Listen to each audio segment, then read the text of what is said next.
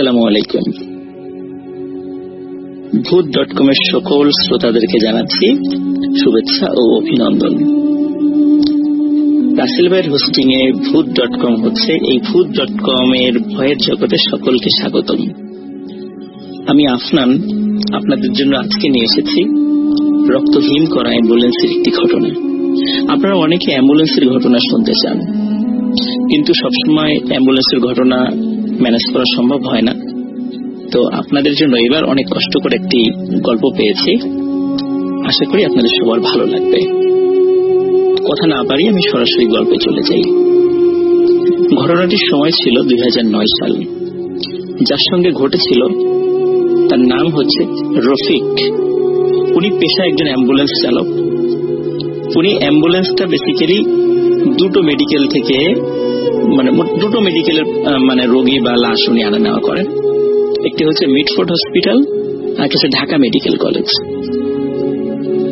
উনি সাধারণত ঢাকা মেডিকেল কলেজের এদিকে বেশি থাকেন, কারণ এখানে দেখা যাচ্ছে যে রোগীর পরিমাণ বেশি, ওনার ট্রিপটাও বেশি পাওয়া যায়। এই জন্য উনি সাধারণত ঢাকা মেডিকেল কলেজের এই সাইডটাতেই ওনার আনাগোনাটা বেশি।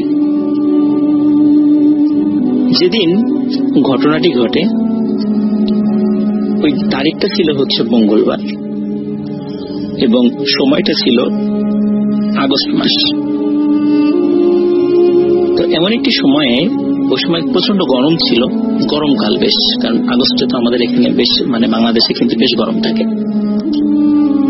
ওই সময়ে রাত বাজে প্রায়, ওনার ভাষ্য অনুযায়ী রাত বাজে তখন প্রায় 11টা। ওনার পরিচিত একজন ব্যক্তি, যিনি ওই হসপিটালের 4র্থ শ্রেণীর একজন কর্মচারী, সাধারণত তাদের মাধ্যম দিয়ে ওনারা ট্রিপ গুলো পেয়ে থাকেন। সেই ব্যক্তিটি এসে তাকে জানায় যে আরিচার ঘাট যেটি রয়েছে, এই ঘাটের পাশে একটি গ্রাম রয়েছে, সেই গ্রামে একটি লাশ পৌঁছে দিতে হবে। এখন তিনি জিজ্ঞেস করেন যে লাশের কি হয়েছিল, কিভাবে মারা গেল। তখন তারা বলে যে উনি এমনিতেই বার্ধক্যজনিত কারণে মারা গেছেন। তো এই কথা বলার পর উনি রাজি হয়ে যান এবং সাধারণত যে ভাড়া ওনারা ঠিক করেন অ্যাম্বুলেন্স চালকরা, দেখা যাচ্ছে ভাড়ার একটি অংশ যিনি এই ট্রিপটা এনে দেন তাকে দিতে হয়। তো ঠিক হলো যে তখন 7,000 টাকায় আরিচায় পৌঁছে দেবেন। ওই সময় কিন্তু 7,000 টাকা অনেক, আরিচা অনুযায়ী, যেহেতু নদী পার হতে হচ্ছে না, ফেরির খরচটা লাগছে না, সেই অনুযায়ী 7,000 টাকা কিন্তু ওনার জন্য বেশ ভালো অ্যামাউন্টের একটি টাকা। উনি রাজি হয়ে যান এবং 4র্থ শ্রেণীর কর্মচারীকে উনি 2,000 টাকা দেন এবং 5,000 টাকা উনি ওনার কাছে রাখেন। এরকম একটা শর্ত হয় আর কি। এবং ট্রিপ শুরু করার আগেই ফুল টাকাটা পেইড করে নিতে হয়। সাধারণত ওইখানে নাকি এইভাবেই সিস্টেমে এই ট্রিপ গুলো অ্যাম্বুলেন্সের যারা চালক তারা এরকম এই কাজটি করে থাকেন। কারণ অনেক সময় দেখা যায় লাশ নিয়ে বাসায় নামানোর পরেই সবাই লাশ নিয়ে ব্যতিব্যস্ত হয়ে যান, অ্যাম্বুলেন্সের কথা মনে থাকে না, চালকের কথা মনে থাকে না। এই জন্য ওঠার আগেই সাধারণত এই টাকাটা ওনারা পারতপক্ষে নিয়ে নেওয়ার চেষ্টা করেন। যখন লাশটি নিয়ে আসা হয়, লাশের সাথে 4 জন লোক ছিল, 3 জন পুরুষ এবং 1 জন মহিলা। গাড়িতে ওঠার পরপরই স্বাভাবিকভাবেই রফিক সাহেব উনি টাকা দাবি করেন এবং ওনারা কোনো ধরনের কোনো উচ্চপাচ্য ছাড়াই টাকাটা দিয়েও দেন। গাড়ি চলতে থাকে। রাত তখন প্রায় 1টা বাজে। রাত 1টার মধ্যে ওনারা মানিকগঞ্জ প্রায় পার হয়ে যাবেন এমন একটি সময়। তো হঠাৎ করে উথুলি নামক একটি জায়গা রয়েছে, এই উথুলি জায়গা থেকে সামান্য একটু পার হলেই হাতের বাম দিক দিয়ে পাটুরিয়া ঘাটের দিকে রাস্তা চলে গিয়েছে এবং সোজা রাস্তাটা চলে গেছে হচ্ছে আরিচা ঘাটের দিকে। এখন যেহেতু আরিচা ঘাট দিয়ে ওইভাবে ফেরি পার হয় না, এখন পাটুরিয়া ঘাট দিয়েই হয়। এই জন্য আরিচা ঘাটগামী ওই রাস্তাতে সাধারণত যানবাহন খুব কম চলাচল করে। দিনের বেলা তো কম চলাচল করে, রাতের বেলা তো কোনো কথাই নেই। যখন উথুলি নামক ওই জায়গাটাতে উনি আসছেন গাড়ি নিয়ে, হঠাৎ করে গাড়িতে একটি ঝাঁকুনি দেয়। সাধারণত ব্রেক করা ছাড়া যদি কোন একটি গাড়ি স্পিড ব্রেকার পার হয়, ঠিক যেভাবে ঝাঁকি লাগে অমন একটি ঝাঁকি লাগে, একটি ঝাঁকি অনুভূত হয় গাড়িতে। তখন ঝাঁকি খেয়ে সাধারণত দেখা যাচ্ছে যে গাড়ির যাত্রীরা একটু কথা বলে ওঠেন যে এই আস্তে চালাও। তখন রফিক সাহেব দেখলেন যে না, ওনারা কোনো কথা বললেন না। এবং রফিক সাহেব একটা বিষয়টা খেয়াল করলেন যে যখন উনি তো এর আগেও এখানে আসছেন, ঠিক যে জায়গাটাতে গাড়িতে ঝাঁকি লেগেছে এখানে কোনো স্পিড ব্রেকার ছিল না, কোনো উঁচু জায়গা ছিল না, তাহলে হঠাৎ করে ঝাঁকি লাগলো কেন? উনি চিন্তা করেন হয়তো বা চাকার নিচে কোনো ইট বা শক্ত কিছু পড়েছিল, এই জন্য ঝাঁকি লেগেছে, উনি খেয়াল করতে পারেননি। উনি আর 7-5 ভাবেননি, উনি সোজা চলে যাচ্ছেন। তো উনি যখন আরিচার রাস্তা দিয়ে ঢোকেন, এই জায়গাটা কিন্তু খুবই নীরব। যারা ওই রাস্তায় কখনো চলাচল করেছে, এমনকি দিনের বেলা তো তারা কিন্তু আপনারা জানেন যে রাস্তার দুই ধারে এখনো পর্যন্ত তেমন কোনো মানব বসতিই নাই, দীর্ঘ পথ কোনো মানব বসতি নেই, একদম ঘাটের কাছাকাছি গিয়ে গ্রাম রয়েছে, কিন্তু তার আগ পর্যন্ত রাস্তার দুই ধারে ওইভাবে কোনো আপনারা বসতি দেখতে পাবেন না। এখনো তো সামান্য কিছু হয়েছে, আগে তো সেটাও ছিল না। উনি যখন যাচ্ছেন প্রায় 1 কিলোমিটার পার হওয়ার পর হঠাৎ করে একজন পুরুষ যাত্রী, যিনি ওই লাশের সাথে ছিলেন, তার আত্মীয়, উনি বললেন যে এই ড্রাইভার গাড়ি থামাও। তখন রফিক সাহেব গাড়িটা থামিয়ে দেন। উনি ভাবেন এখানে হয়তোবা তাদের বাড়ি, এখানে হয়তোবা নামবেন তারা। ওই ব্যক্তি রফিক সাহেবকে বলেন আমরা লাশ নিয়ে এখানেই নামবো। রফিক সাহেব স্বাভাবিকভাবে গাড়ি থেকে নামেন, পিছনের যে ব্যাক ডালাটা আছে সেটা খুলে দেন এবং স্ট্রেচারে করে লাশটা নামান। নামানোর পরে রফিক সাহেব অবাক হয়ে দেখেন যে আশেপাশে কোনো ঘর বাড়ি নাই। তখন জিজ্ঞেস করলেন যে আপনাদের বাড়ি কোথায়? এখানে তো আশেপাশে ঘর বাড়ি দেখছি না, আপনারা লাশ নিয়ে যাবেন কিভাবে? আপনাদের কোনো আত্মীয় স্বজন তো এখানে দেখছি না।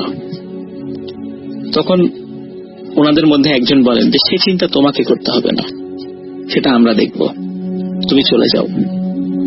যেহেতু উনি আগের থেকেই টাকা পেয়ে গিয়েছিলেন, সুতরাং তার কোনো উচ্চবাচ্য ছিল না, এই জন্য উনি ওইখানে গাড়ি ঘুরিয়ে আবার ঢাকার উদ্দেশ্যে রওনা করেন। উনি যখন রওনা করছিলেন, রওনা করতে করতে ঠিক উথুলি যে স্ট্যান্ডটা, বাস স্ট্যান্ড যেটা আছে, সেখানে আসার পরে দেখলেন যে 4 জন লোক হাত ইশারা করে তাকে থামতে বলছে।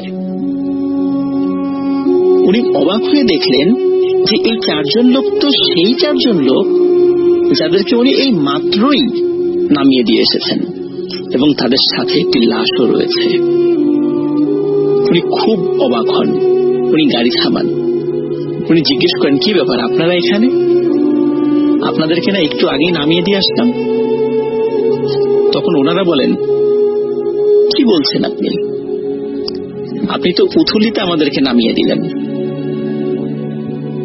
জোর করে আমাদেরকে নামিয়ে দিয়ে আপনি সোজা চলে গেলেন, এখন আবার ঘুরে আসছেন, আমরা এখন এই লাশটা কিভাবে নিয়ে যাব?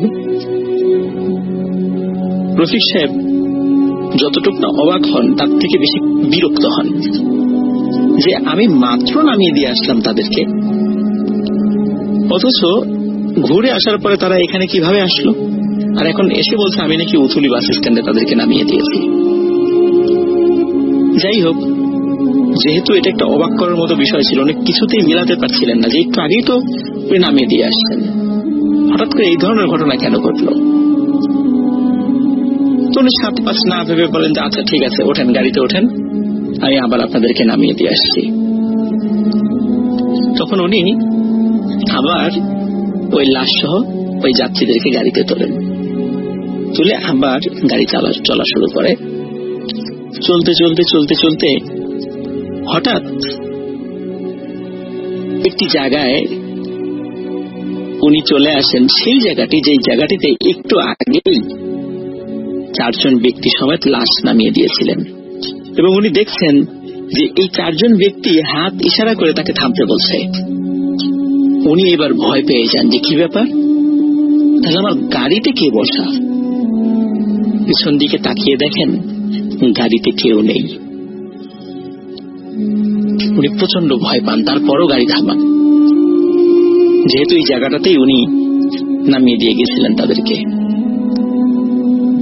উনি জিজ্ঞেস করেন কি ব্যাপার, কি হয়েছে?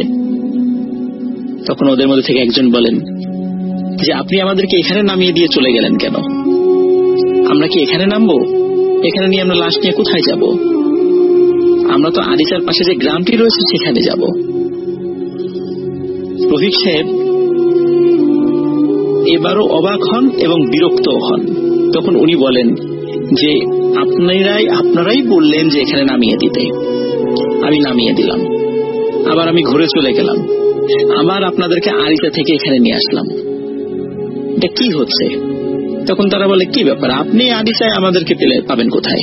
আমরা তো এখানে দাঁড়িয়ে আছি, আপনি তো আমাদেরকে জোর করে এখানে নামিয়ে দিয়ে গেলেন।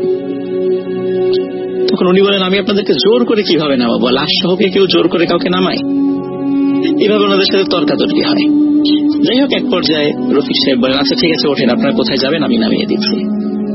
কিন্তু ওনার মনের মধ্যে কিছুতেই যে খচখচানি হচ্ছিল সেটা যাচ্ছিল না, যে এখানে আমি প্রথমে নামালাম, আবার চলে যাওয়ার পর পুতুলি বাস স্ট্যান্ডে তাদের সাথে দেখা, তারা বললো তারা নাকি পুতুলি বাস স্ট্যান্ডে তাদেরকে নাকি আমি নামিয়ে দিয়েছি, আবার তাদেরকে উঠিয়ে আনার পর এইখানে আবার তাদেরকে দেখছি, অথচ গাড়ির মধ্যে থেকে তাদের কাউকে দেখছি না। তাহলে তারা কোথায় গেল বা কি হচ্ছে আমার সাথে? উনি মনে মনে খুব ভয় পাচ্ছিলেন, কিন্তু যেহেতু উনি প্রায় 45 বছর বয়স ওনার ছিল রফিক সাহেবের, এবং মোটামুটি 20-22 বছর থেকেই উনি এই অ্যাম্বুলেন্স চালান। অনেক ঘটনা, এই ছোটখাটো ঘটনা এই অ্যাম্বুলেন্স চালাতে গিয়ে রাস্তাঘাটে ওনার সাথে ঘটেছে, একদম টুকিটাকি সেই জিনিসগুলো, কিন্তু এই ধরনের অদ্ভুত বিষয় ওনার সাথে কিন্তু কখনো ঘটেনি। উনি গাড়ি চালাচ্ছিলেন, প্রায় 1.5 কিলোমিটার যাওয়ার পর হঠাৎ একজন বলেন যে একটু গাড়িটা থামান। তখন রফিক সাহেব বলেন যে এখানে কি আপনারা নামবেন? বলে, না, এখানে নামবো না, আমাদের একটি কাজ আছে। এই কথা বলে একজন নামেন, অন্যরা গাড়িতে থাকেন।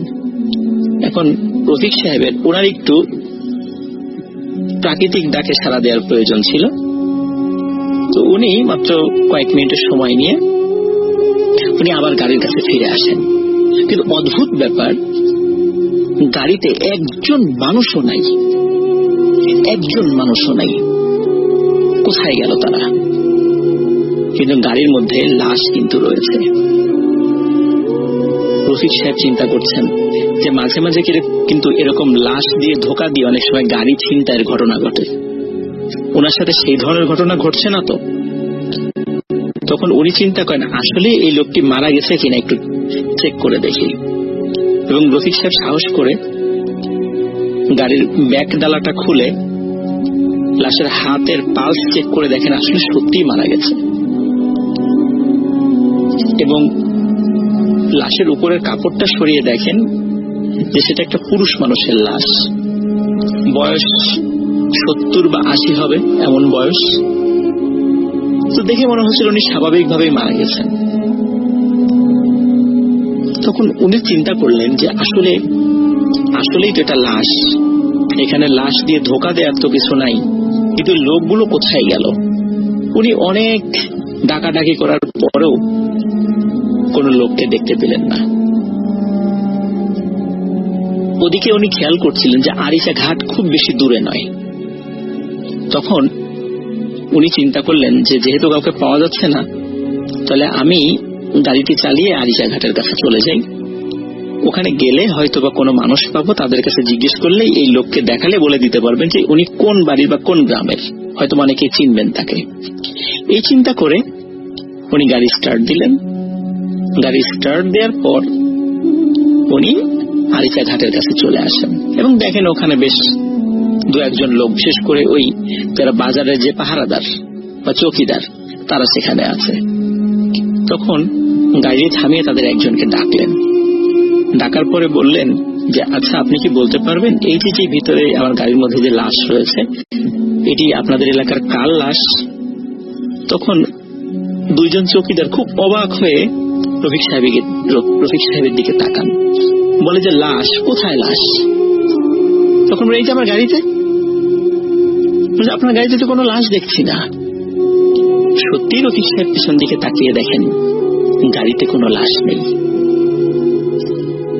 রফিক সাহেব মারাত্মক ভয় পেয়ে যান। ভয় পাওয়ার পরে ওই চৌকিদারকে সবকিছু খুলে বলেন যে এই ঘটনা ওনার সঙ্গে ঘটেছে। তখন চৌকিদার বলেন যে আমরা তো এই গ্রামের খুবই পুরাতন বাসিন্দা, এখানে এমন কোন লোক মারা গিয়েছে বলে তো আমরা জানি না। একথা শুনে রফিক সাহেব চিন্তা করেন হয়তোবা ওনারা জানেন না, এটা হতেই পারে।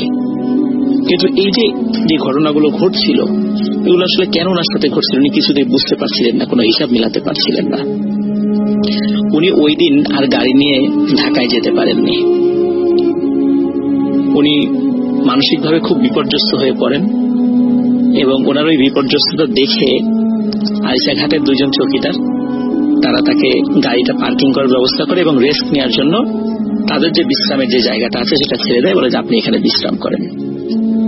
এবং বিশ্রাম করার পর সকালবেলা যখন উনি ওঠেন রফিক সাহেব, তখন আশেপাশে অনেক লোক আসে, সবাই কৌতূহল হয়ে তাকে প্রশ্ন করতে থাকেন যে আসলে কি ঘটনা ঘটেছিল। উনি আবারও সেটা খুলে বলেন।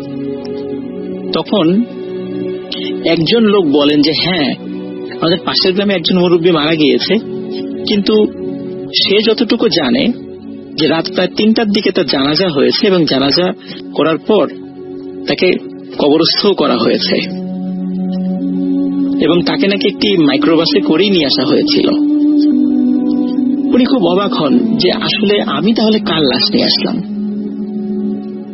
তখন উনি বলেন যে আসলে এই লাশের বাড়িটি কোথায় আমাকে দেখাতে পারবেন। তখন একজন লোক ওই বাড়িতে নিয়ে যায় তাকে। বাড়িতে নিয়ে যাওয়ার পর উনি লক্ষ্য করেন যে চারজন লোককে উনি নিয়ে এসেছিলেন, সেই চারজন লোক ওই বাড়িরই আত্মীয় স্বজন, কিন্তু এই চারজন লোক ওই ড্রাইভারকে চিনতে পারছে না কিছুতেই। তখন ড্রাইভার বললেন বিশেষ করে রফিক সাহেব যে আমি তো আপনাদেরকে কালকেই নিয়ে আসলাম, লাশের সাথে নিয়ে আসলাম, এই ঘটনা ঘটলো। তখন ওরা বললেন না তো, আমরা তো আপনার গাড়িতে আসিনি, আপনার মাইক্রোবাসের কালার হচ্ছে কালো আর আমরা যেই মাইক্রোবাসে এসেছিলাম সেটার রং সাদা, আমরা তো আপনার গাড়িতে আসিনি।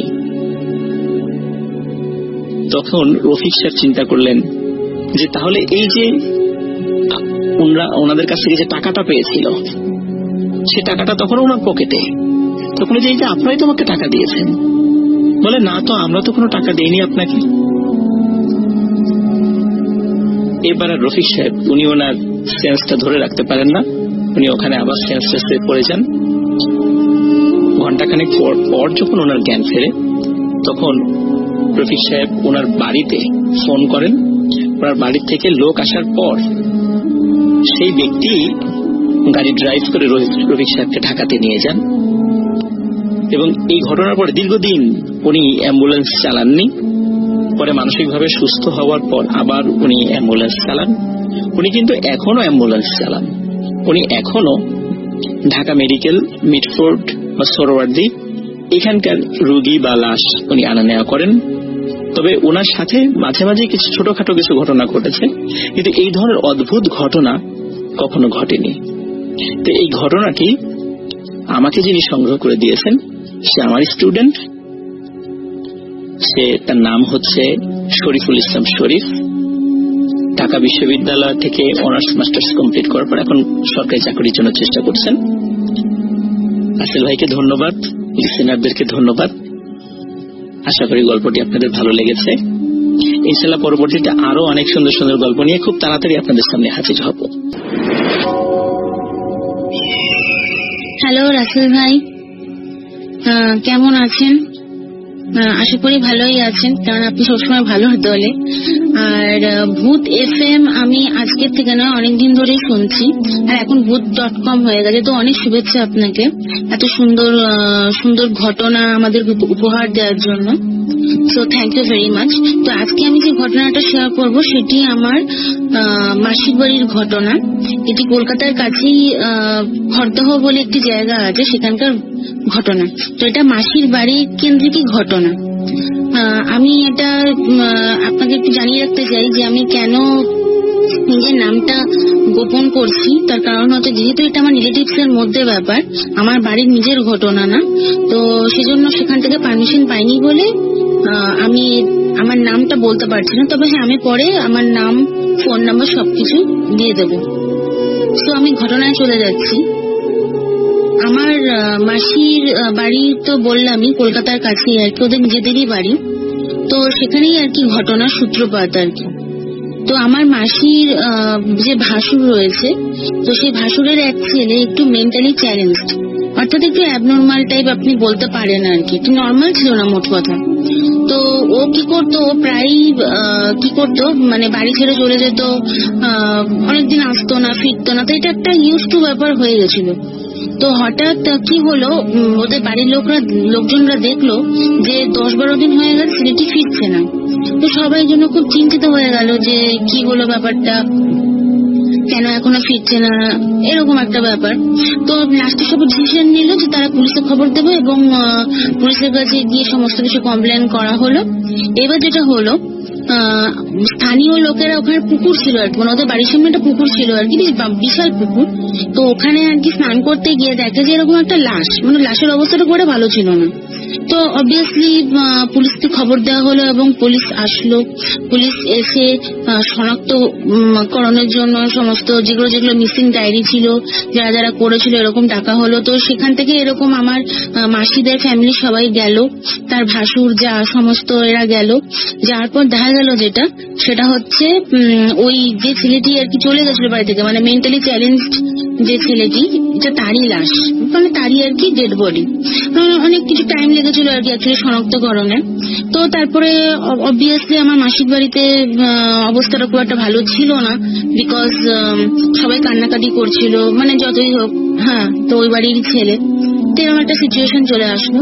এইবারে কি হলো, এই ঘটনাটার পর 2 দিন পর থেকে আর কি অ্যাকচুয়ালি ভৌতিক বা অলৌকিক যাই ঘটনা বলেন না কেন, যাই তো সেগুলো আর কি মানে স্টার্ট হয়ে গেল। এবার প্রথমে যেটা হলো সেটা হচ্ছে যে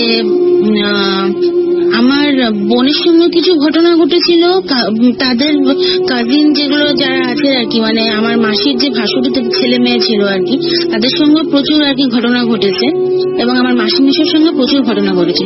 তো এবার ঘটনাগুলো আমি এক এক করে বলছি।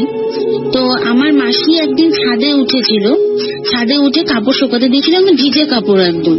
তো হঠাৎ পেছন ফিরে দেখে যে একা একাই মানে কাপড়গুলোর মধ্যে আগুন ধরে যায় এবং দাও দাও করে জ্বলতে থাকে। এবার এর কোনো রিজন পাচ্ছিল না, তো ওরা নিজেদের মধ্যে একটা রিজন দিল যে আমার মেশো হয়তো সিগারেট খাচ্ছিল, সেখান থেকে হয়তো ভিজা কাপড়ে আগুন ধরে গেছে, এরকম একটা ওরা নিজেদের মতো বানিয়ে নিল। অ্যাকচুয়ালি যেটা হয় না, মানে ভিজা কাপড় কি করে আগুন ধরে আমি জানি না। তো আমরা যখন শুনছিলাম ঘটনাটা, তখন আমাদের রিয়াকশনটা এরকম হয়েছিল যে ভিজে কাপড়ে কি করে আগুন ধরে, তারপর দাও দাও করে জ্বলছে, যেন আমার এমন একটা ভাব ওর মধ্যে কেরোসিন ছিল। তো জল না আর কি, জল না মানে কেরোসিন ছিল আর কি কাপড়গুলোর মধ্যে। তো এটা একটা সত্যি মানে অদ্ভুত ব্যাপার, এটা অসম্ভব ব্যাপার। তারপরে যেটা হলো আর কি, আমার মেশো ওই 7-8টা নাগাদ অফিস থেকে ফেরার সময় ওদের বাড়ির সামনে প্রচুর গাছ ছিল, মানে আম গাছ, কাঁঠাল গাছ, এগুলো সব ছিল আর কি। তো ও নিচ দিয়ে আসছে, আসার সময় দেখতে পাচ্ছি আম গাছের ডালের মধ্যে কি যেন ঝুলছে। ওটাকে ভালো করে দেখার জন্য সামনে গেছে, সামনে যাওয়ার পর দেখছে যে এরকম গেরুয়া রঙের পোশাক পরা একজন, এবং সে মানে তার মানে মাথা পাতা কিছু দেখা যাচ্ছে না, কিন্তু পা দেখা যাচ্ছে শুধু, সে ঝুলছে আর কি, মানে ঝুলছে মানে কি মানে দুলছে আর কি, গাছের ডালে বসে দুলছে। তো এই ঘটনা দেখার পর আমার মেশো ওখানে দাঁড়িয়ে থাকার সাহস হলো না। আর চাঁদের আলো মোটামুটি ভালোই ছিল, পূর্ণিমা ছিল সেদিনকে, আর ওদের বাড়ির সামনে যে গেটটা ছিল সেখানেও আলো থাকতো, সুতরাং না দেখার কোনো ব্যাপার নেই। তো মোটামুটি এই হচ্ছে ঘটনা। তারপর বাড়িতে এসে চেপে গেছিল ব্যাপারটা, বলেনি কাউকে। এরপরে যে ব্যাপারটা হলো সেটা হচ্ছে যে আমার কাজিনদের সাথে হলো। তো কাজিনদের ব্যাপারটা কি হয়েছিল, ওরা সবাই মিলে যেসব ভাই বোনরা রয়েছে, ওরা বসে ওই ঠিক সিঁড়িতে ওঠার যে মানে কি বলবো, ছাদে যে সিঁড়ি থাকে আর কি, ছাদে ওঠার যে সিঁড়ি, ঠিক ওইখানটায় বসে বসে আর কি সবাই গল্প করছিল। তো হঠাৎ ওরা দেখছে বা অনুভব করছে যে মানে একজন কেউ মানে দৌড়ে উপর থেকে নিচে আসছে বা নিচ থেকে উপরে যাচ্ছে, সে ধুমধাম আওয়াজ, কিন্তু ওরা কিছু দেখতে পাচ্ছে না, কিন্তু আওয়াজটা অনুভব করতে পারছে। এবং তার পাশ কাটিয়ে মানে ওরা যেখানে বসে আছে ঠিক তার পাশেই মানে এই যে এই মানে হালচাল গুলো হচ্ছে, মানে একবার উপরে যাচ্ছে দৌড়ে, একবার নিচে আসছে, মানে এই অবস্থা। তারপরে যেটা হলো সেটা ওরা তো খুব ভয় পেয়ে গেল, কাউকে দেখতে পাচ্ছে না, এদিকে বিভৎস আওয়াজ, দুমদাম দুবদাব আওয়াজ হচ্ছে। তারপর ওরা নিচে গিয়ে ব্যাপারটা সবাইকে বললো, তো ওরা খুব একটা পাত্তা দিল না। তারপরে যেটা হলো সেটা হচ্ছে যে যে ছেলেটি মারা গেছিল তার মায়ের ঘটনা। তো তিনি আর কি মানে বসে বিশ্রাম করছিলেন বারান্দায় বিশ্রাম করতে করতে হঠাৎ করে দেখছে যে ওনার পাশে একটা মাদুর বিছানো ছিল, দেখছে দুটো মানে কাটা হাত আর কি, কালো রঙের, মানে কবজি অব্দি দেখা যাচ্ছে আর কি, হাতটা বর্ণনাটা এরকম, সে মাদুর গোটাচ্ছে এবং সেটা বিভৎস, আর কোনো বডি পার্ট নেই, নাথিং। তো এটা দেখে আর কি প্রচন্ড মানে ভয় পেয়ে যায় এবং সেটা উনি অজ্ঞান হয়ে যায়, চিৎকার করে, স্বাভাবিক ব্যাপার সেটা। তো সবাই আসে, এসে ওনাকে জল টল দেওয়া হয়, ঠিকঠাক করা হয়, তারপর মানে উনি ব্যাপারটা সবার সঙ্গে শেয়ার করেন যে আমি এই দেখেছি। আচ্ছা, তারপরে হচ্ছে ওদের বাড়িতে র্যান্ডাম কিছু তারপর থেকে ঘটনা ঘটা শুরু করলো। কিরকম, যেরকম মানে হয়তো রাত্রিবেলা ওরা শুয়ে রয়েছে, রান্নাঘর থেকে বাসন পড়ার আওয়াজ আসছে, দুমদাম সব বাসন পড়ে গেল একা একাই, না তো কোনো হাওয়া, না তো কিচ্ছু না, একদম পুরো আর কি কোনো হাওয়া আসার জায়গাই নেই, বাতাস আসার কোনো জায়গাই নেই। তো এরকম একটা চলতে থাকলো। তো ওরা তো কোনো কারণ খুঁজে পাচ্ছে না যেটা কেন হচ্ছে। হঠাৎ রাত্রিবেলা 3টের সময় কে যেন মশলা বাড়ছে, কেন রান্না করছে রান্নাঘরে, এটা তো অসম্ভব ব্যাপার। তো এইসব সব ঘটনা ঘটতে থাকে। আরেকটা যেটা ব্যাপার ঘটতো, ওরা যখন রাত্রিবেলা শুতো তো খাটটাকে কি যেন নাড়াতো এবং খাটটাকে ঘরের এক প্রান্ত থেকে আরেক প্রান্তে নিয়ে যেত। ওদের ঘরগুলো বেশ বড় বড় ছিল, যেহেতু আগেকার দিনের বাড়ি, বাসাটা খুব সুন্দর ছিল আর কি, মানে বেশ বড় এবং অনেকটা এরিয়া জুড়ে, এবং ঘরগুলো বিশাল বড় বড়। তো খাটটাকে এই প্রান্ত থেকে ওই প্রান্তে ঘরের কি যেন নিয়ে যাচ্ছে এবং এটা ওরা অনুভব করছে, কিন্তু কাউকে দেখছে না। তো এরপরে যেটা হলো আর কি, ওরা বুঝতে পারলো যে এটা অলৌকিক ছাড়া আর কিছুই মানে মানে এটা হতে পারে না। তো ওরা ব্যাপারটা কি, ওরা আধুনিক মানে কি বলবো, আধুনিক মানসিকতার মানুষ, ওরা অতটা মানে সব ভূত ফুট বিশ্বাস করে না, ওদের একটু বিশ্বাস করতে কষ্টই হচ্ছিল। আর এই ঘটনাটা হচ্ছে আপনার মোটামুটি ওই 1999-এর দিকে, তখন আমি ক্লাস 7 পড়ি, 7 বা 8 পড়ি। তো ওই সময়কার ঘটনা বুঝতেই পারছেন, যতটুকু মনে আছে আমি আর কি বলার চেষ্টা করছি। তো হ্যাঁ, তারপরে যেটা হলো সেটা হচ্ছে যে ওদের এই ঘটনাটা হওয়ার পরে যে ঘটনাটা ও মানে আমার কাজিনের সাথে হয়েছিল, তারপরে আর কি ওরা সিদ্ধান্ত নিল যে কিছুটা করতে হবে। তো সেই ঘটনাটা আমি বলছি। তো আমার বোন ঘরে আর কি বসে পড়াশোনা করছিল, ও নিজের রুমে। তো হঠাৎ জল খাওয়ার প্রয়োজন হয়েছিল এবং জল পিপাসা পেয়েছে, এবার রান্নাঘরে যেতে হবে। তো ও মোটামুটি রান্নাঘরে কাউকে দেখছে না যে জল আনতে বলবে, এরকম কাউকে দেখছে না সামনে। তো ও নিজেই গেছে আর কি। নিজে যাওয়ার পরে এবার দেখছে যে রান্নাঘরের সামনে একটা বিশাল দেহ, আর মাথাটা যে কোথায় গিয়ে থেকে কেউ জানে না। ও তো সময় দেখে যাচ্ছে যে কি, আর ওদের যে পরিবর্গার ছাদ ছিল, আগেকার দিনে যে পরিবর্গার ছাদ থাকতো, হ্যাঁ, কাঠের আর কি, মানে সিলিং টিলিং এভাবে থাকতো, বিশাল বড়, প্রায় 10 ফিট আর কি ছাদের উচ্চতা আর কি থাকতো। তো এরকম আর কি মানে লোকটার হাইট, এটা তো অসম্ভব, এটা কোনো মানুষের হতে পারে না। এবং তার গায়ের রংটা কালো ছিল এবং কদাকার দেখতে ছিল। তো এইটা হচ্ছে ব্যাপার যখন ঘটলো। আর ওই মানে মূর্তিটা দাঁড়িয়েছিল ফার্স্টে, এবার দুজনের চোখ আর কি মানে ওর দিকে তাকিয়ে আছে, এও এর দিকে তাকিয়ে আছে, মানে আমার কাজিন ওই মূর্তিটার দিকে তাকিয়ে আছে, আবার ওই কদাকার চেহারাটাও তাকিয়ে আছে। এইবারে ওই মূর্তিটা হাত তুলে আমার বোনকে ইশারা করে বলছে, ইশারা করে মানে হাতটা তুলে বলছে যে এই ঘরে যা। আর সেই আওয়াজটা ছিল ভয়ঙ্কর এবং মানে ভয়াবহ, মানে ভীষণই ইয়ে। তো এটা আর কি শুনে এবং ওই ভয়ঙ্কর মানে ওই মূর্তিকে দেখে আমার বোন আর ঠিক থাকতে পারলো না। তো সে আর কি একদম পুরো অজ্ঞান হয়ে গেল, এবং তারপরে ওকে তো ডক্টর দেখিয়ে ঠিক করা হলো, কিন্তু তারপরে ও খুব ভয় পেত, ও ঠিকমতো ঘুমাতে পারতো না, এবং বিভিন্ন রকম ওর সঙ্গে অনেক ঘটনা ঘটেছে, সেগুলো সবকিছু আমাদের বলেনি, অনেক কিছু চেপে গেছিল। তার কারণ হচ্ছে আমার মাসির বক্তব্য ছিল যে যখনই কোনো ঘটনা নাকি কারোর সাথে শেয়ার করতে, এসব অলৌকিক ব্যাপার, মানে ওদের বাড়িতে যে ঘটনাগুলো ঘটে যাচ্ছে, তখন নাকি ওই উপদ্রব গুলো নাকি বেশি করে বেড়ে যেত। এবং এটা কিন্তু মানে এই জন্য ওরা ওই আর কি ভাষা, মানে সবাইকে সবটা বলতে মানে পারতো না আর কি, একটুখানি মানে খেপে যেত অনেক কিছু ব্যাপার। আমি সেটা বুঝতে পেরেছি, আমরা সবাই বুঝতে পেরেছি যে ঘটনাগুলো বলছে তার বাইরেও অনেক কিছু ছিল আর কি অ্যাকচুয়ালি। তো যতটুকু আমাদের বলেছে আর যতটুকু মনে আছে আমি সেইটুকুই আর কি মানে বললাম। তো এই ঘটনার পর যে মানে আমার বোন যে এইভাবে অসুস্থ হয়ে গেল এবং যে দৃশ্য দেখলো, এই ঘটনার পরেই কিন্তু তারা ঠিক করলো যে না, এবার একটা ব্যবস্থা করতে হবে।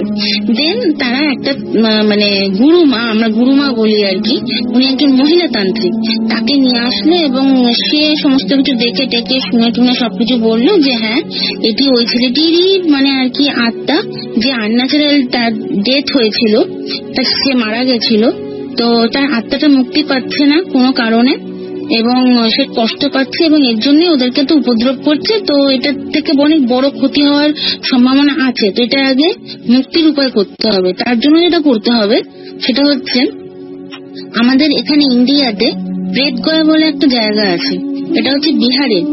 তো এটা যারা ইন্ডিয়াতে থাকে অনেকেই জানবে এই ব্যাপারটা, যে যাদের আনন্যাচারাল ডেথ হয় বা যারা অ্যাক্সিডেন্ট মারা যান বা সুসাইড করেন, তো তাদের যে মানে কাজগুলো হয়, যে শ্রাদ্ধানুষ্ঠানটা যেটা হয়, সেটা কিন্তু প্রেতগয়া তে হয়। ওখানেই গিয়ে করতে হবে, ওখানে গিয়ে করলে তবে আত্মার মুক্তি হয়, না হলে কিন্তু ওরা প্রচন্ড উপদ্রব করে বাড়িতে, মানে এরকম একটা ব্যাপার আছে। এটা আমাদের আমাদের হিন্দু নিয়মের মধ্যেই পড়ে, এবং এটা রীতি বলতে পারেন। তো এই হচ্ছে ব্যাপার। তো ওরা তারপরে সঙ্গে সঙ্গে এটা শোনার পরে সমস্ত ব্যাগ ট্যাগ প্যাক করে একদম প্রেতগয়ার দিকে রওনা হলো, হয়ে ওখানে গিয়ে সমস্ত কাজ টাজ করলো, এবং কাজ টাজ করার পরে মোটামুটি উপদ্রবটা কিন্তু পরের দিন থেকে অনেক কমে গেল। ওদের বাড়িতে যে উপদ্রব গুলো হতো সেটা কিন্তু অনেকটাই কমে গেল, এবং তাছাড়াও ওই বাড়িতে অনেক পুজো রিচুয়ালস অনেক করে। তো সেগুলো করার পরে যে মহিলা তান্ত্রিক ছিলেন উনি কিন্তু সবার হাতে তাবিজ কবচ বেঁধে দিয়েছিলেন, এটা ফর সেফটি আর কি। আর আমার যে বোন, তাকে মামার বাড়ি পাঠিয়ে দিয়েছিল। তো তার কারণ হচ্ছে যেহেতু ওকে ওরকম করেছিল আর কি, ভয়ানক ব্যাপারটা, সে তো রিস্ক নেয়নি আর কি। তো যাই ওই প্রেতগয়াতে ওই পিণ্ডি দান করার পরেই কিন্তু ওদের বাড়িতে উপদ্রবটা একেবারেই কমে গেল, মানে 7 দিনের মধ্যে কমে গেল একদম, মানে তো নর্মাল, যেন কিছুই হয়নি, মানে এরকম একটা ব্যাপার। তো আপনি যদি চান রাসেল ভাই, তাহলে প্রেতগয়া সম্পর্কে গুগলে সার্চ করে বা ইউটিউব থেকে জানতে পারবেন। এটা অনেকেই জানে আর কি, এটা গয়াতেও অবস্থিত আর কি। তো যাদের আর কি এইভাবে মানে অস্বাভাবিক মৃত্যু হয়, ওখানে যেতে হয়, ওখানে গিয়ে এই পূজা অর্চনা কাজ ফাজগুলো এগুলো করতে হয় ওখানে। তো এই হচ্ছে ব্যাপার, এই হচ্ছে ঘটনা। এবং তারপরে তো সব ঠিকঠাকই, এখনো পর্যন্ত ওরা তো ভালোই আছে, আর কিছু শুনিনি আর কি। তো ঘটনাটা আমি মোটামুটি বলার চেষ্টা করলাম, আর আমি এটার আগে লিখেও পাঠিয়েছি, ওটাও আপনি দেখে নিতে পারেন, এবং অডিও ক্লিপটাও আমি পাঠিয়ে দেবো, ভয়েস রেকর্ড করলাম। জানি না কতটুকু ক্লিয়ার আসবে বা কতটুকু ঠিকভাবে বোঝা যাচ্ছে। তো আশা করি সবাই বুঝতে পারবে, এবং যদি এটা সবাইকে শোনানোর মতো হয়, সেই পর্যায়ে থাকে, তাহলে অবশ্যই শেয়ার করবেন। ঘটনাটি বাসা কেন্দ্রিক যেহেতু, এবং একদম 100% সত্যি, কারণ এটা আমাদের রিলেটিভস এর মধ্যে হয়েছে, এবং এর মধ্যে কোনো কি বলবো মানে মিথ্যের কোনো ব্যাপার নেই এখানে। কারণ যাদের বাড়িতে হয়েছে তারা এগুলো বিশ্বাস করে না, কিন্তু পরে বিশ্বাস করতে বাধ্য হয়েছে ঘটনাগুলো ঘটার পর আর কি। তো আপনি দেখবেন, এবং যদি এটা সিলেক্ট হয় বা এটা যদি প্লে করা হয়, তাহলে আরো অনেক আমার বন্ধু বান্ধব বা আমারও জীবনে এরকম অনেক ঘটনা আছে যেগুলো আমি শেয়ার করবো আর কি পরবর্তীতে। তো সেটা আপনি দেখে নেবেন, যদি সিলেক্ট হয় তাহলে আমি সেগুলো পাঠিয়ে দেবো। তো আপনাকে অনেক শুভেচ্ছা জানালাম রাসেল ভাই, আর ভূত.com কেও অনেক শুভেচ্ছা এত সুন্দর একটা প্রোগ্রাম করার জন্য। নমস্কার। লিখছেন বিসমিল্লাহির রহমানির রহিম। আসসালামু আলাইকুম রাসেল ভাই। ওয়ালাইকুম সালাম। যেহেতু আপনি সবসময় ভালোর দলেই থাকেন, তাই আজ আর জিজ্ঞেস করলাম না কেমন আছেন। আমার নাম নাইম হাসান। ফরিদপুর জেলার মধুখালী উপজেলার কোন একটি গ্রামে আমার বাড়ি। আজকে আমি যে ঘটনাটি শেয়ার করব সেটি মূলত একটি লাশবাহী গাড়িকে কেন্দ্র করে ঘটে যাওয়া একটি ঘটনা। স্টুডিওতে এসে ঘটনা শেয়ার করার ইচ্ছে থাকলেও সময় স্বল্পতার কারণে সম্ভব হয়নি, তাই আমি চাই ঘটনাটি আপনি পড়ে শোনান। ঘটনা শোনা এক লাশবাহী গাড়ির ড্রাইভারের কাছে। তার বাড়িও আমাদের গ্রামে। তিনি সাধারণত লাশ বহন করার কাজে নিয়োজিত। তার নাম রাশেদুল ভাই। এবার আসে ঘটনায়। একদিন তার ডিউটি শেষে রাতের দিকে ঘুমানোর প্রস্তুতি নিচ্ছিলেন। তখন হঠাৎ বস ফোন করে বললেন যে ফরিদপুরে কোনো একটি মর্গ থেকে একটা ময়না তদন্ত করা লাশ নিয়ে মাগুরার এক গ্রামে আসতে হবে। তখন তিনি ঘড়ির দিকে তাকিয়ে দেখলেন 12:30 মতো বাজে। এই গভীর রাতে তার যেতে ইচ্ছে না করলেও তাকে যেতেই হয়, কেননা এটির উপরেই তার জীবিকা নির্বাহ করে। তাই তিনি ফরিদপুরের ওই মর্গের উদ্দেশ্যে গাড়ি নিয়ে রওনা হলেন। রাশেদুল ভাই সেখানে পৌঁছানোর পর তাকে তার বস মৃত ব্যক্তির ঠিকানা দিয়ে লাশটাকে গাড়িতে উঠাতে বলেন। রাশেদ ভাই এবং ওইখানকার একজন সহকর্মী দুজনে মিলে লাশটাকে গাড়িতে ওঠায়। ওঠানোর সময় তাদের অনেক কষ্ট হচ্ছিল। মনে হচ্ছিল লাশটা স্বাভাবিক ওজনের চেয়ে অনেক ভারী হয়ে আছে। তারা লক্ষ্য করলেন লাশের ওপরে যে সাদা কাপড়টা থাকে সেটা রক্তে লাল হয়ে গিয়েছে এবং লাশ নিয়ে যাওয়ার ট্রলিটা বেয়ে গড়িয়ে গড়িয়ে রক্ত পড়ছিল, আর প্রচন্ড দুর্গন্ধও আসছিল লাশ থেকে। লাশটা অনেক কষ্টে গাড়িতে তোলার পর রাশেদুল ভাই গাড়ি স্টার্ট করে তার বসের দেওয়া ঠিকানা অনুযায়ী রওনা দিলেন। ঠিকানাটি ছিল মাগুরা জেলার কোনো একটি গ্রামে। গাড়ি চালানোর সময় তার আবার সিগারেট খাওয়ার অভ্যেস ছিল, তাই তিনি একটি সিগারেট ধরিয়ে মুখে নিলেন। তিনি যতক্ষণ গাড়ি চালাচ্ছিলেন সিগারেট খাচ্ছেন এবং সবকিছু তার ঠিকঠাক চলছিল, কিন্তু সিগারেট শেষ হওয়া মাত্রই তিনি অনুভব করলেন পেছন থেকে কেমন যেন ফিস ফিস শব্দ এবং একটা কান্নার আওয়াজ। তিনি ভাবলেন এটা হয়তো তার মনের ভুল। তারপর তিনি অনুভব করলেন গাড়ির ইঞ্জিন থেকে কেমন এক অদ্ভুত শব্দ আসছে, যেমনটা হয় অনেক বেশি ওজনের কোনো বস্তু বহন করলে। তিনি অনেক ঘাবড়ে গেলেন।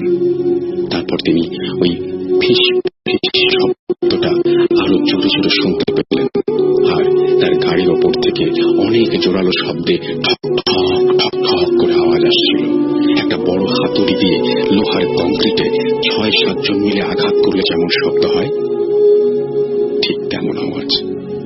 ওপরে কি হচ্ছে তা দেখার জন্য তিনি তার ডান হাত লুকিং গ্লাসটায় লাগিয়ে সুইচটা চেপে ওপরের দিকে ঘোরালেন।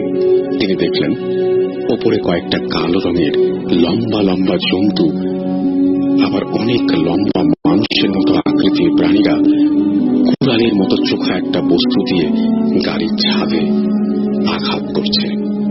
এটা দেখে তিনি প্রচন্ড পরিমাণে ঘামতে লাগলেন।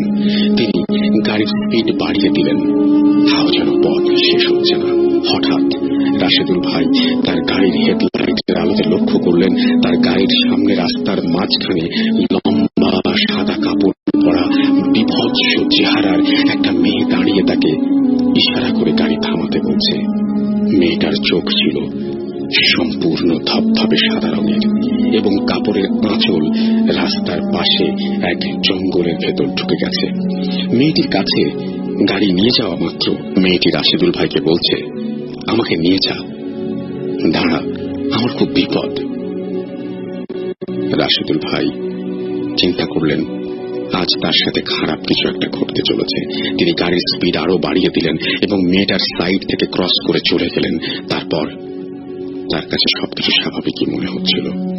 সেই ফিস ফিস শব্দ আর গাড়ির ওপরে থাকা আওয়াজ তিনি এভাবে কিছু পথ যাওয়ার পর হঠাৎ তিনি আবার সেই ফিসফিস শব্দ শুনতে পান। তবে এবার তিনি অনুভব করলেন সেই ফিসফিস শব্দের সাথে আর একটা ফিসফিস শব্দ, ঠিক যেমনটা হয় একজন যদি অপরজনের সাথে কথা বলে। তারপর রাশেদুল ভাই একটু সাহস করে গাড়ির ভেতরে থাকা মিরর গ্লাসের দিকে তাকিয়ে দেখার চেষ্টা করলেন। তারপর তিনি তো দেখলেন, তা দেখার জন্য তিনি একদমই প্রস্তুত ছিলেন না। গ্লাসের দিকে তাকানো মাত্রই তিনি দেখতে পেলেন লাশটা ট্রলির ওপর বসে আছে। শুধু তাই নয়, লাশের পাশে আরো কয়েকজন লোক বসে আছে, যাকে কিনা সেই রাস্তার মাঝখানে দাঁড়িয়ে থাকতে দেখেছিলেন।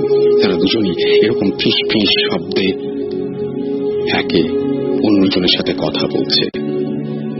তাদের দুজনের ঘাড়ের ওপর মাথা ছিল বিচ্ছিন্ন, গলার ওপর থেকে টকবক করে রক্ত যেন উপচে পড়ছে, ঠিক যেমনটা হয় অনেক আগুনে তাপ দিয়ে পানি ফোটালে।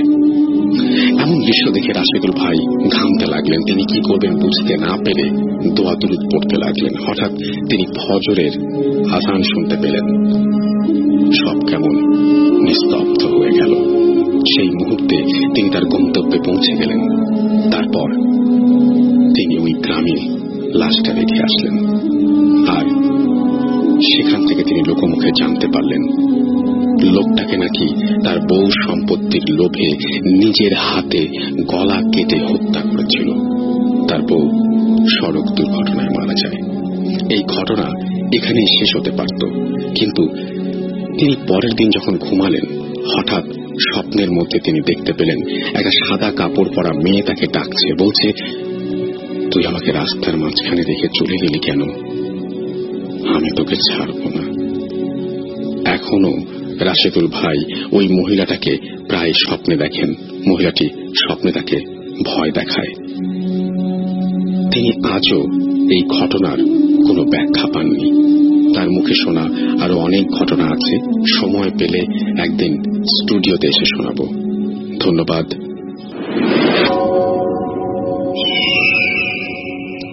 আসসালামু আলাইকুম। রাসেল ভাই কেমন আছেন জানতে চাইব না, কারণ আমি জানি ইনশাল্লাহ আপনি সবসময় ভালো থাকেন এবং ভালোর দলেই আছেন। রাসেল ভাই, আমি ভূত.com এর অনেক বড় একজন ফ্যান, আর ভূত.com আমার লাইফের একটি পার্ট বলতে পারেন। তো রাসেল ভাই, আমি ভূত.com এর সাথে একটি ঘটনা শেয়ার করতে চাই। ঘটনাটি ঘটে আমার এক ফ্রেন্ডের সাথে, আর সেই ফ্রেন্ডও সিঙ্গাপুরে থাকে আর কি। তো ঘটনাটি ঘটে 2014 সালের শেষের দিকে। রাসেল ভাই, তো আসলে ঘটনা শেয়ার করার পূর্বে আমি আমার পরিচয়টা দিই। আমি মোহাম্মদ আমিনুল ইসলাম। আমি বর্তমান সিঙ্গাপুর থেকে বলতেছি এবং আমার দেশের ভাষা পাবনা জেলা ঈশ্বরদীচুনা দাসুরিয়াতে। রাসেল ভাই, ঘটনাটি ঘটে এরকম, আমার ওই ফ্রেন্ডের দাদারা ছিলেন দুই ভাই। তো আমার ওই ফ্রেন্ডের দাদা কোন এক সময় মানে ওই দুই ভাইয়ের মধ্যে মানে সম্পত্তি ভাগাভাগি হয়ে আলাদা হয়ে যায়। তো আমার এই ফ্রেন্ডের দাদা ছিলেন একটু অ্যাবনর্মাল টাইপের। তো আমার ওই ফ্রেন্ডের দাদার যে ভাই ছিলেন, তিনি মানে চালাকি মতো করে তার সমস্ত সম্পত্তি মানে বেশিরভাগটাই তার অংশে নিয়ে মানে আমার এই ফ্রেন্ডের দাদাকে মানে একবারে মানে অল্প কিছু পরিমাণ মানে ভাগ দিয়ে আলাদা পৃথক করে দেওয়া হয়। তো এমন অবস্থা তাদের সংসারে একটি টান পড়ে যায়। তো এর মধ্যে আমার ওই ফ্রেন্ডের বাবা ছিলেন একজন কৃষক, কৃষিকাজ করে তারা জীবিকা নির্বাহ করতেন আর কি। তো রাসেল ভাই, আমার ওই ফ্রেন্ডের আম্মা তার বাবার বাড়ি থেকে, আমার ওই ফ্রেন্ডের নানার বাড়ি থেকে কিছু সম্পত্তি ভাগ পায় আর কি। তো সেই সম্পত্তিটা মানে ভাগ পাওয়ার পরে তার মা চিন্তা করে, যেহেতু তাদের সংসারে অনেক টানাটানি এবং আমার ফ্রেন্ডরা ছিলেন দুই ভাই এক বোন, তো আমার ওই ফ্রেন্ডের আম্মা চিন্তা করেন যে আমার ওই ফ্রেন্ডকে মানে সিঙ্গাপুরে পাঠিয়ে দিবেন আর কি, তো বিদেশে পাঠাবেন। তো এর মধ্যে মানে তারা জমি জাতি সমস্ত কিছু বিক্রি করে এক পর্যায়ে আমার ওই ফ্রেন্ডকে সিঙ্গাপুর পাঠিয়ে দেয়। তো সিঙ্গাপুর পাঠানোর পর দেশে থাকেন এক ভাই, তার বোন এবং তার বাবা মা আর কি। তো এর মধ্যে তাদের সংসারের ততটাও মানে চলাচল সচল না থাকে এক পর্যায়ে তার চাচার তার ওই দাদার ভাইয়ের মানে যে ছেলে যারা ছেলে ছিলেন তারা এক পর্যায়ে মানে মনে মনে অনেক খুশি থাকেন এবং তাদের ভালোটা কখনো তারা দেখতে পারে না, মানে দেখতে পারে না বলতে অনেক জেলাসি আর কি, এরকম একটা তাদের মধ্যে সম্পর্ক। তো এর মধ্যে আমার ফ্রেন্ডরা সিঙ্গাপুর আসার পর অনেক ভালো একটি জব পাই। জব পাওয়ার পরে অনেক ভালো মানে মানে কার্যকলাপ অনেক ব্যবহার আছে। তার কোম্পানি খুব খুশি হয়ে তার মানে বেতন বৃদ্ধি করার একটা ডিসিশন নেয়। তো সে মতে তার ভাই আমার ফ্রেন্ড চিন্তা করে যে যেহেতু বাসায় একটা ছোট ভাই আছে, তাহলে তাকে যে মূল্যেই হোক সিঙ্গাপুরে আনতে হবে, তাহলে হয়তো তাদের ফ্যামিলির টানাটানিটা একটু হলেও মানে কম হবে এবং তারা সচ্ছলভাবে চলতে পারবে। তো যে চিন্তা সেই কাজ কিছুদিনের মধ্যে আমার ফ্রেন্ডের ছোট্ট ভাইকে সিঙ্গাপুর নিয়ে আসতে সক্ষম হয় আমার এই ফ্রেন্ড। তো এর মধ্যে বাসায় মানে তার বোন, তার মা এবং তার বাবা মানে হয়ে যায়। তো এক পর্যায়ে অবস্থায় তার যে চাচারা ছিলেন মানে আমার ফ্রেন্ডের দাদার ভাইয়ের যে ছেলেরা মানে তারা এক পর্যায়ে মানে ব্যাপারটা স্বাভাবিকভাবে নিতে পারে না। তারা চিন্তা করে যে কি ব্যাপার, এইভাবে করে তারা উন্নতি হয়ে উঠে যাবে, আমাদের উপরে যাবে, এটা তারা নিতে পারে না কি। তো তার ওই চাচা চিন্তা করে যে তার মা যে তার সমস্ত কিছু বিক্রি করে যে টাকা পয়সা দিয়ে তাদেরকে সিঙ্গাপুরে পাঠিয়েছে, এই টাকাটা তাদেরকে মানে খাওয়ার বা পড়ার মতো যে একটা পরিবেশ, এটা কখনো তারা হতে দিবে না। তারা যে মূল্যে হোক তার মাকে মেরে ফেলার একটা চিন্তা ভাবনা করে। তো চিন্তা ব্যবস্থা করে যে কিভাবে মারা যায়। তখন তারা চিন্তা করে তাদের এলাকাতে ছিলেন একটি কবিরাজ, একজন কবিরাজ ছিলেন। তিনি নানান জায়গায় নানান ধরনের কুফুরি কাজ বা ব্ল্যাক ম্যাজিক এগুলো ধরনের কাজ করত। তো তাদের মানে এলাকাতে হওয়ার কারণে আমার ওই ফ্রেন্ডের চাচারা মানে ব্যাপারটা তার মানে কবিরাজের ব্যাপারে সবকিছু মানে ধারণা ছিল যে সে এইসব ধরনের কাজ করতে পারে কুফুরি কালাম। তো তাকে এক পর্যায়ে গিয়ে ধরে কবিরাজকে যে এরকম তার এই ক্ষতিটা করতে হবে। তো তখন সেই কবিরাজ বলে যে দেখেন, আপনাদের সাথে আমার ভালো সম্পর্ক, ইভেন আপনার যে আপন চাচাতো ভাই মানে আমার ফ্রেন্ডের বাবার কথা বলে, তার ফ্যামিলি আপনার ফ্যামিলি মানে একই ফ্যামিলি, তাহলে আমি এই কাজটা কিভাবে করি, এটা আমার দ্বারাই হবে না, আপনারা অন্য জায়গায় দেখতে পারেন। তখন মানে সে যে কুফুরি কালাম করতো আমার ওই ফ্রেন্ডের চাচারা সবকিছু মধ্যে অবগত ছিলেন এবং জানতেন। তো এর মতো অবস্থায় সে কবিরাজকে জবরদস্তি করে মানে ইমোশনালি ব্ল্যাকমেল করে বলে যে সে যদি তার এই কাজ, তাহলে সে সমস্ত যার কাছে আজ পর্যন্ত এই ধরনের কুফুরি কালাম গুলো করেছে সমস্ত লোকের কাছে গিয়ে কবিরাজের ওই সমস্ত কুকর্মের কথা বলে দিবে। এই পর্যায়ে ব্ল্যাকমেল করার অবস্থায় মানে কবিরাজকে অনেক ভয় পেয়ে যায় এবং মানসিকভাবে মানে ভীষণ ভয় পেয়ে এক পর্যায়ে সে রাজি হয়ে যায়। তখন সে বলে যে ঠিক আছে, কাজটা আমি করে দেবো, কিন্তু ব্যাপারটা কাউকে বলা যাবে না এবং একান্তই মানে ব্যাপারটা যেন চাপা থাকে। অনেক রিকোয়েস্ট করার ফলে এক পর্যায়ে কবিরাজ একদিন কি করে মানে কুমোররা যে চালাই দেওয়া যে টালিটা বানায়, চাল দেওয়ার যে টালি বানায় কুমোররা, ওই কাঁচা অবস্থাতে সেই টালির উপরে গিয়ে যখন কুমোরটা বানায় রাখে, তখন ওই কুমোর করে ওই টালির উপরে মানে কুফুরি কালাম লিখে তার মায়ের নামে, আমার ফ্রেন্ডের মায়ের নামে কুফুরি কালাম লিখে ওই মানে ইটটা একটা চিহ্ন করে দিয়ে আসে এবং পরবর্তীতে সে ইটটা যেন নিয়ে আসতে পারে, এই কারণে সে মানে চিহ্নটা করে দিয়ে আসে। আর যে কালামটা মানে কুফুরি কালামটা লিখেছে, এটা লেখা তো অবস্থায় মানে কুমুরকে কাউকে দেখতে দেওয়া যাবে না, কাউকে জানানো যাবে না, ইভেন সে ইটটা যে পরবর্তীতে নিয়ে আসবে সেটাও কাউকে জানানো যাবে না বা চুরি করে আনতে হবে সেটা। তো এই মতো অবস্থায় ঠিক সে কুফুরি কালাম লিখে দিয়ে আসার পর সেই যখন মানে আমার ওই ফ্রেন্ডের মানে আমার নামে যে কুফুরি কালামটা লিখে দিয়েছিল, ওই কুমোর যখন ওই লিখিত ইটটা যখন আগুনে জ্বালানো শুরু করে, ঠিক সে মতো অবস্থায় এদিকে আমার ওই ফ্রেন্ডের আম্মার শরীরে মানে এমন পরিমাণ জ্বালা পড়া শুরু হয়, এক পর্যায়ে মানে আগুন পুড়লে যেভাবে ফোসা উঠে যায় শরীরে, ঠিক সেইভাবে ফোসা উঠে যায় সমস্ত শরীরে, অনেক চিৎকার, অনেক যন্ত্রণা। তো তখন তারা হঠাৎ করে তার বাবা এবং তার বোন মানে কি করবে ব্যাপারটা বুঝতে না পেরে ডাক্তার দেখায়, তো কোনো মতেই কোনো কিছু হচ্ছিল না।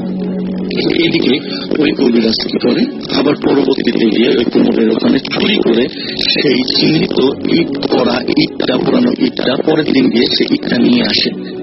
তো নিয়ে আসার পরে কি করে রাসেল ভাই, সেই ইটটা মানে দুটুকরো করে এদিকে ওই কবিরাজ যে বলেছিল এদিকে আরেকটা মানে তার চাচাকে আরেকটা কাজ করতে বলেছে, সেটা হচ্ছে আমার ফ্রেন্ডের মায়ের কাপড়ের একটি অংশ এবং তা আমার ফ্রেন্ডের মায়ের মাথার চুল, দুইটা ব্যবস্থা করতে বলে এদিকে মানে তার যেহেতু বাড়িতে আসা যাওয়া আছে, সে আমার ওই ফ্রেন্ডের চাচা কি করে, আমার ওই ফ্রেন্ডের মায়ের ব্যবহৃত কাপড় এবং মাথার চুল মানে এটা মানে কালেক্ট করে সে কবিরাজের কাছে দেয়। তো কবিরাজ কি করে, ওই যে কুপুরি করা ইটটা দুই টুকরো করে আমার ওই ফ্রেন্ডের মায়ের ব্যবহৃত কাপড় এবং ওই আমার ফ্রেন্ডের মায়ের মাথার চুল মানে একত্রিত করে ওই ইটের টালির মাঝখানে রেখে ওপর একটি ওই অপর একটি ইটের টালি ওই কুপুরি দিয়ে উপরে রেখে ওটা সুন্দর করে পলিথিন দিয়ে মানে পেঁচিয়ে মানে এটা ফেলে দেয় একটা মানে পরিত্যক্ত কূপের মধ্যে। তাদের ওই এলাকায় যে পরিত্যক্ত কূপ ছিল সেটা পুকুরে ফেলেনি, যে পুকুরে ফেললে হয়তো কোনো কারণবশত পুকুর শুকিয়ে যাবে বা হয়তো দেখা যাচ্ছে মানে কোনো একটা কারণে যদি এটা কখনো মানে পুকুরে না ফেলে সে ফেলে আছে পরিত্যক্ত একটা কূপের মধ্যে। এবং যখন সে কূপের মধ্যে ওই কুফুরিটা ফেলার সময় ওখানে একটা মানে শয়তান জিন দ্বারা ওই কুফুরিটা করা হয়, যে যেই ওই মানে যেভাবে যেই যাবে ওই কুফুরিটা আনতে মানে তাকেই শয়তান ওই ওখানেই মানে ওই কূপের মধ্যে তাকে মেরে ফেলবে। তো এমতো অবস্থায় তার মা ভীষণ অসুস্থ হয়ে যায়। যখন ওই কূপের মধ্যে ওই কাগজ ওই কুফুরিটা ফেলা হয়, এতে মধ্যে মানে তার মায়ের শরীরে মানে পানি এমন পরিমাণ সমস্ত শরীর ফুলে সমস্ত শরীরে মনে হচ্ছে যে মানে একটি পলিথিন কভারের মধ্যে পানি পড়লে যে মতো অবস্থা হয়, ঠিক তার মার শরীর আমার ফ্রেন্ডের মায়ের শরীরটা ঠিক ওরকম আকার ধারণ করেছে। তো এমতো অবস্থায় তার ভীষণ ভাবে অসুস্থ, বাসায় থেকে সমস্ত চিকিৎসা ডাক্তার এটা সেটা করে কোনো মতেই কমতেছিল না। এদিকে আমাদের এই ফ্রেন্ডরা অনেক চিন্তিত হয়েছে। আমার এই ফ্রেন্ড চিন্তা করে যে মানে আমরা তো দুই ভাই এখানে, আম্মু এত অসুস্থ, তখন আমার চিন্তা পাঠানোর পরে তার ওই মানে ফ্রেন্ড যেহেতু অনেক ডাক্তার দেখায় কোনো কাজ হচ্ছিল না, তখন তারা চিন্তা করে যে একটা বড় ধরনের কবিরাজের কাছে যাবে। আর একটা বড় ধরনের কবিরাজের কাছে গিয়ে মানে দেখবে আসলে ব্যাপারটা কবিরাজ ব্যতীত কোনো কিছু সলিউশন হয় কিনা। তো তখন তারা এমতো অবস্থায় একটা কবিরাজের তাদের পাশের এলাকায় একটি বড় কবিরাজের মানে সন্ধান মিলে তারা কবিরাজের কাছে যখন যায়, কবিরাজের কাছে গিয়ে যখন সমস্ত ঘটনা খুলে বলে এবং তার মার শরীরের অবনতির অবস্থা যখন জানায়, তখন কবিরাজ যেটা বলে মানে সরাসরি কবিরাজ মানে যে এই কুফুরিটা করেছে তার নাম না বলে তাকে আকার ইঙ্গিতে মানে বলার চেষ্টা করে। তো তখন আমার ওই ফ্রেন্ডের ছোট ভাই ভীষণ ভাবে মানে একত্রে মিনতি করে বলে যে অ্যাকচুয়ালি আমার আম্মার কি হয়েছে, কে করেছে এই কাজ একটু আমাকে প্লিজ জানান। তখন সে বলে যে আমি নাম বলতে পারবো না, তবে যেই করেছে আপনাদের রিলেটিভের মধ্যে করেছে এবং আপনার এলাকার মানুষই করেছে, আপনি একটু খোঁজ নিয়ে দেখতে পারেন। এটা আমার দ্বারাই হবে না, যে করেছে একমাত্র সেই পারবে এই কাজটা সমাধান করতে, আপনার মাকে সুস্থ করতে। তো তখন তারা যেহেতু জানতো তাদের এলাকাতেই এরকম কুফুরি কালাম করা ব্ল্যাক ম্যাজিক করার একটি কবিরাজ আছে, তো তারা সন্দেহভাজন ভাবে তাকে সাধারণভাবে জিজ্ঞেস করে। তখন তাকে জিজ্ঞেস করা মাত্র সে সম্পূর্ণভাবে অস্বীকার যায়। এক পর্যায়ে তাকে অনেক মানে করজোড়ো ভাবে ধরলে, তাকে ভয় ভীতি দেখানোর ফলে এক পর্যায়ে গিয়ে সে স্বীকার করে যে আসলে তার চাচা তাকে অনেক ভয় ভীতি দেখায়, ব্ল্যাকমেল করে এই কাজটা করতে বাধ্য হয়েছে। তো এবং সে বলতে বলতে আমার ওই ফ্রেন্ডের ছোট ভাইয়ের পায়ের উপরে উপর হয়ে পড়ে মানে ক্ষমা প্রার্থনা চাই। তো তখন বলে ঠিক আছে, তোমার ক্ষমা যোগ্য তুমি তখনই হবে যখন তুমি আমার মা এখন যা করেছো এটা আমার মাকে ভালো করে দিতে হবে। তখন ওই কবিরাজটি বলে যে ভাই এটা ভালো করা তো আমার দ্বারাই সম্ভব না, এটা একটা মানে আরো এখানে কাজ কাম আছে, অনেক কাজ করতে হবে। তো কাজকর্ম করতে কিছু জিনিসপাতি কানেকশন করতে হবে। তো যতদিন যাবত এই জিনিসপাতি মানে আপনি কার্যক্রমগুলো জিনিসগুলো যতদিন আপনি অ্যারেঞ্জ না করতে পারেন, ঠিক ততদিন পর্যন্ত আপনার মার যাতে মানে শারীরিক ভাবে মানে এত জ্বালা পোড়া যন্ত্রণা, যাতে শারীরিক যন্ত্রণাটা মানে কমানোর মতো আমি ওষুধ দিব, কিন্তু আপনাদেরই এই ব্যাপারে মানে এই জিনিসগুলা কালেক্ট করতে হবে। তখন তাকে বলা হয় ঠিক আছে বলো কি কি দরকার। তখন যেটা বলে কবিরাজ যে অমাবস্যার রাতে একটি মানে শনিবার অথবা মঙ্গলবার এমন দুই দিনে একদিন মারা গেছে সেই মৃত ব্যক্তির কবরের মাটি, এবং সেটা হতে হবে অমাবস্যার রাতে নিয়ে গভীর রাতে আনতে হবে। এবং যখন সেই মাটিটি কবরের মাটিটি আনতে যাবে তখন তার শরীরে কোনো রকম পোশাক থাকা চলবে না, সম্পূর্ণ মানে নেগেটিভ অবস্থা বলতে সম্পূর্ণটা মানে উলঙ্গ অবস্থায় গিয়ে তার কবরের কবরের মাটিটা আনতে হবে। এবং সে যখন এই মাটিটা আনতে যাবে তার হয়তো অনেক ভয় ভীতি আসবে বা অনেক ভাবে বাধাগ্রস্ত করবে, অনেক ভয় দেখাবে। এমন অবস্থায় যখন কবরের মাটিটা হাত নেওয়ার জন্য হাত দিবে কবরে, তখন ঠিক কবরের মধ্য থেকে তারা হাতটাও চেপে ধরতে পারে। এমন একটি অবস্থা। আপনি কি যদি পারেন তাহলে পরে মাটিটা এনে আমাকে দিলে পরবর্তীতে আমি ব্যাপারটা সলিউশন দিতে পারবো। তখন তাকে কবিরাজ বলে দেয় যে আপনার অবশ্য ভয় পাওয়ার কোনো কিছু নাই, কারণ আমার কাছে যে জিন আছে আমি সেই জিন দ্বারা চেষ্টা করব আপনাকে প্রোটেক্ট দেওয়ার জন্য। আপনাকে যতই ভয় ভীতি দেখানো হোক আপনি ভয় না পেয়ে আপনি চেষ্টা করবেন কবরের মাটিটা নেওয়ার জন্য। তখন তারা চিন্তা করে যে যেভাবে হোক যে মাটিটা ব্যবস্থা করতে হবে। তখন আমার এই ফ্রেন্ডের ছোট ভাই রীতিমতো এই সমস্ত ঘটনা আমার এই ফ্রেন্ডকে জানায় সিঙ্গাপুরে।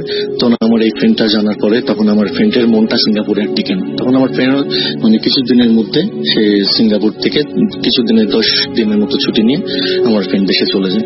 তো দেশে গিয়ে সমস্ত ঘটনা এতে মধ্যে আমার ফ্রেন্ড দেশে যাইতে যাইতে আমার ওই ফ্রেন্ডের ছোট ভাই তার সমস্ত বন্ধু যারা যারা ছিল আশেপাশে আত্মীয় স্বজন সবাইকে জানায় দেয় যে এরকম খোঁজ রাখতে, যে শনিবার মঙ্গলবারে কে মারা গেছে কবরটার খোঁজ রাখতে এবং আমাবস্যার অপেক্ষা করতে থাকে। এতে মধ্যে আমার ওই ফ্রেন্ড দেশে চলে যায়। আমার ফ্রেন্ড দেশে যাওয়ার পরে ফ্রেন্ডকে সমস্ত কিছু ঘটনা খুলে জানানোর পরে তখন আমার ফ্রেন্ডরা ব্যাপারটা নিয়ে অনেক শখিন এবং অনেক কান্নায় ভেঙে পড়ে যে আসলে আমার সাথে এরকম হচ্ছে, এটা কি কোন চিৎকার করেছে, সে যা অবস্থায় যেরকম অবস্থা আর কি মতো অবস্থায় তারা এক পর্যায়ে তাদের বাসার পাশে একটি গোরস্থান ছিল তাদের এলাকাতে।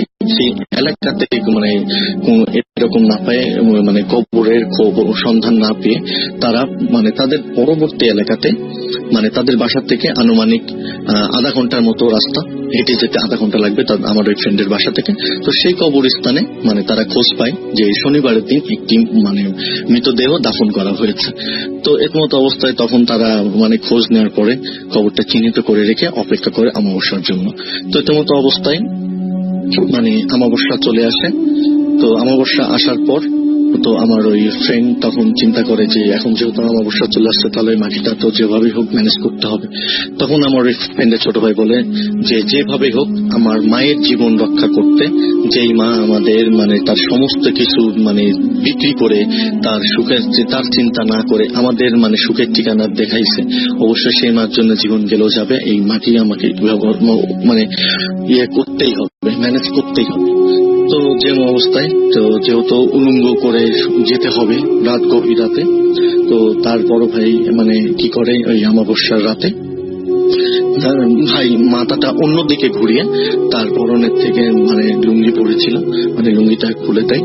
তো এমতো অবস্থায় তিনি যখন বাসায় থেকে বের হওয়া অবস্থায় মিনিট 5 মতো আমার থেকে হেঁটে গেছে, ঠিক তখনই তার ভাইয়ের কণ্ঠ নিয়ে ডাকাডাকি করতেছে।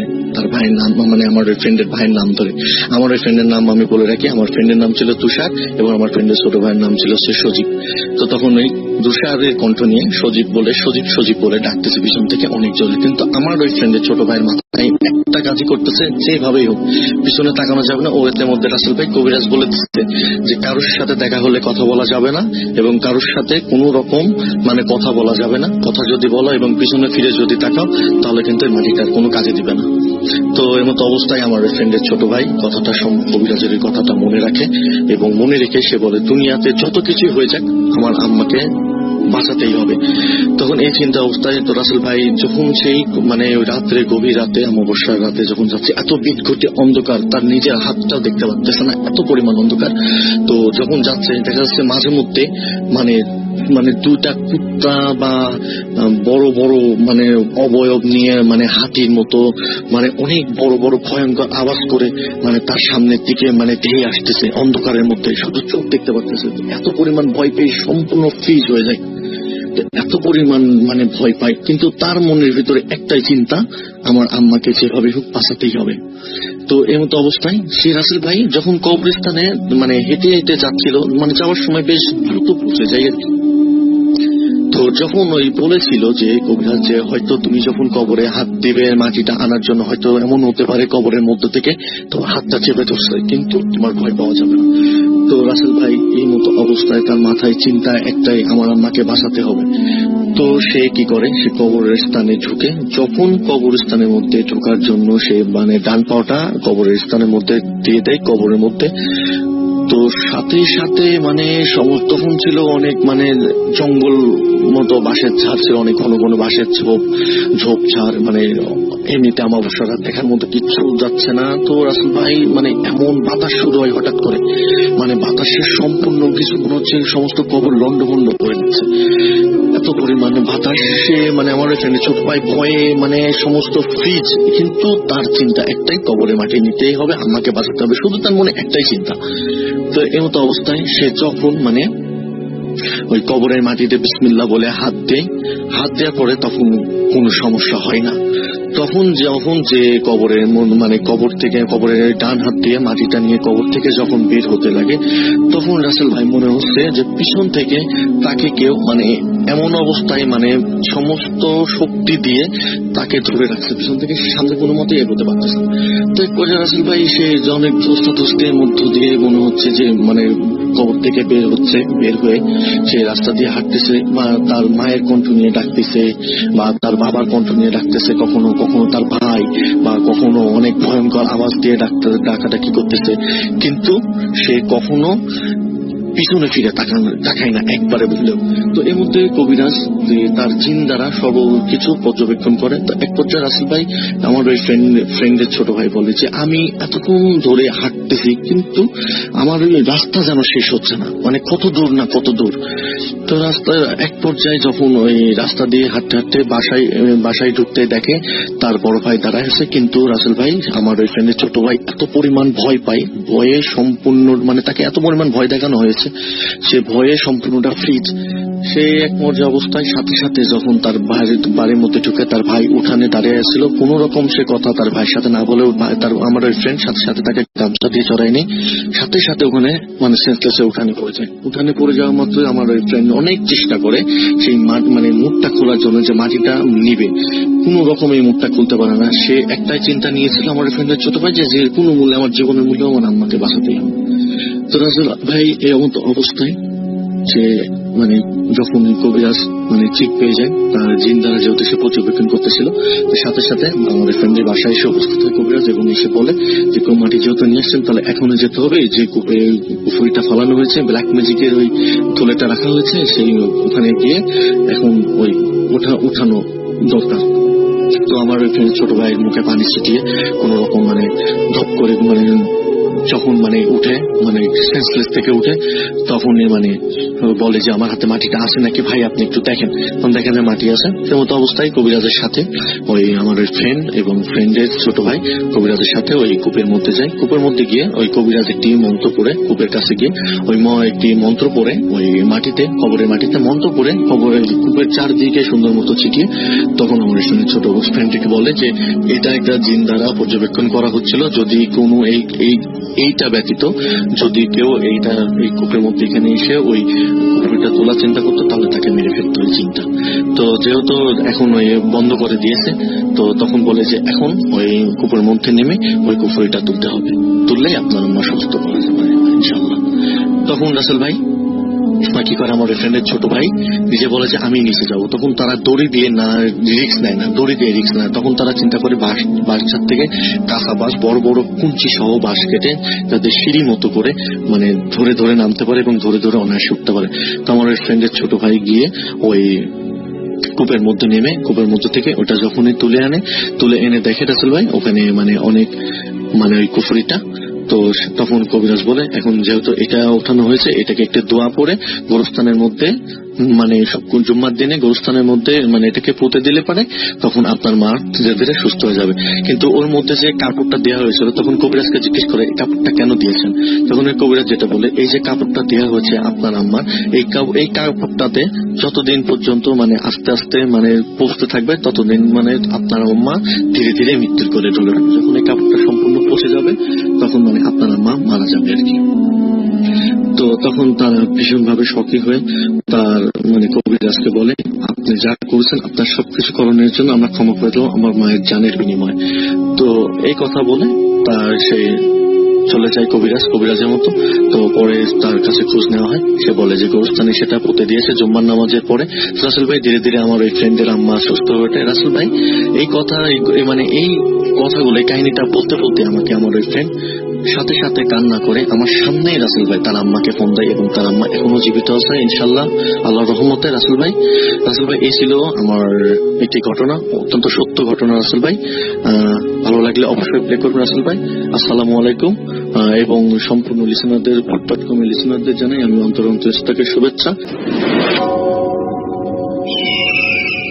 আসসালামু আলাইকুম রাসেল ভাই, ভূত.com টিম এবং শ্রোতা বন্ধুরা, আমি সাবরিনা টরন্টো থেকে। আমার আজকের ঘটনার শুরুতে প্রাসঙ্গিকভাবেই আমার জব রিলেটেড বর্ণনা দিতে হচ্ছে। বিমান ক্রুদের প্রফেশনাল সেকেন্ড হোম হচ্ছে দুবাই। মেজরিটি ফ্লাইট আগে দুবাই যায়, পরে ওখানে ক্রু চেঞ্জ হয়ে অন্য ডেস্টিনেশনে উড়ে যায়। সেদিন ছিল লন্ডন ফ্লাইট। এই লন্ডন ফ্লাইটের টাইমিং এমন ছিল, ঠিক দুবাই টাইম 2:30 মধ্যরাতে কল টাইম হতো। তারপর জাহাজে উঠিয়ে কানেক্টিং ফ্লাইটের সবকিছু বুঝে নিয়ে দুবাই থেকে লন্ডন প্রায় 8 ঘন্টার ওরাল পথ, পিক আপ ড্রপ মিলিয়ে ডিউটি আওয়ার 12 ঘন্টারও বেশি। এই ফ্লাইটের একটাই পজিটিভ সাইড হচ্ছে হোটেল রুমে গিয়ে ফ্রেশ হয়ে খাওয়া দাওয়া সেরে লম্বা একটা ঘুম। ক্রুদের ঘুমের কোনো টাইম টেবল নাই। বরাবরের মতো সেদিনও হোটেলে চেক ইন করে হট শাওয়ার নিয়ে খেয়ে ঘুমোতে গেলাম। হোটেলটি ছিল লন্ডনের প্রাণকেন্দ্র কেনসিংটন হাই স্ট্রিটে 5 স্টার হোটেল। দামটি মেনশন করছি না। কতক্ষণ ঘুমিয়েছি জানি না, হঠাৎ গলার বাম পাশে ঠান্ডা কিছু স্পর্শে ঘুম ভেঙে যায়। ঘুমের ঘোরেই ডান হাত দিয়ে বুঝতে চেষ্টা করি কি হচ্ছে। রক্তহীন করা সেই অভিজ্ঞতা। ডান হাত দিয়েই আমিও স্পর্শ করে ফেলি কারো হাতের আঙুল, বরফে জমে যাওয়া ঠান্ডা কারো আঙুল। এক ঝটকায় উঠে বসি।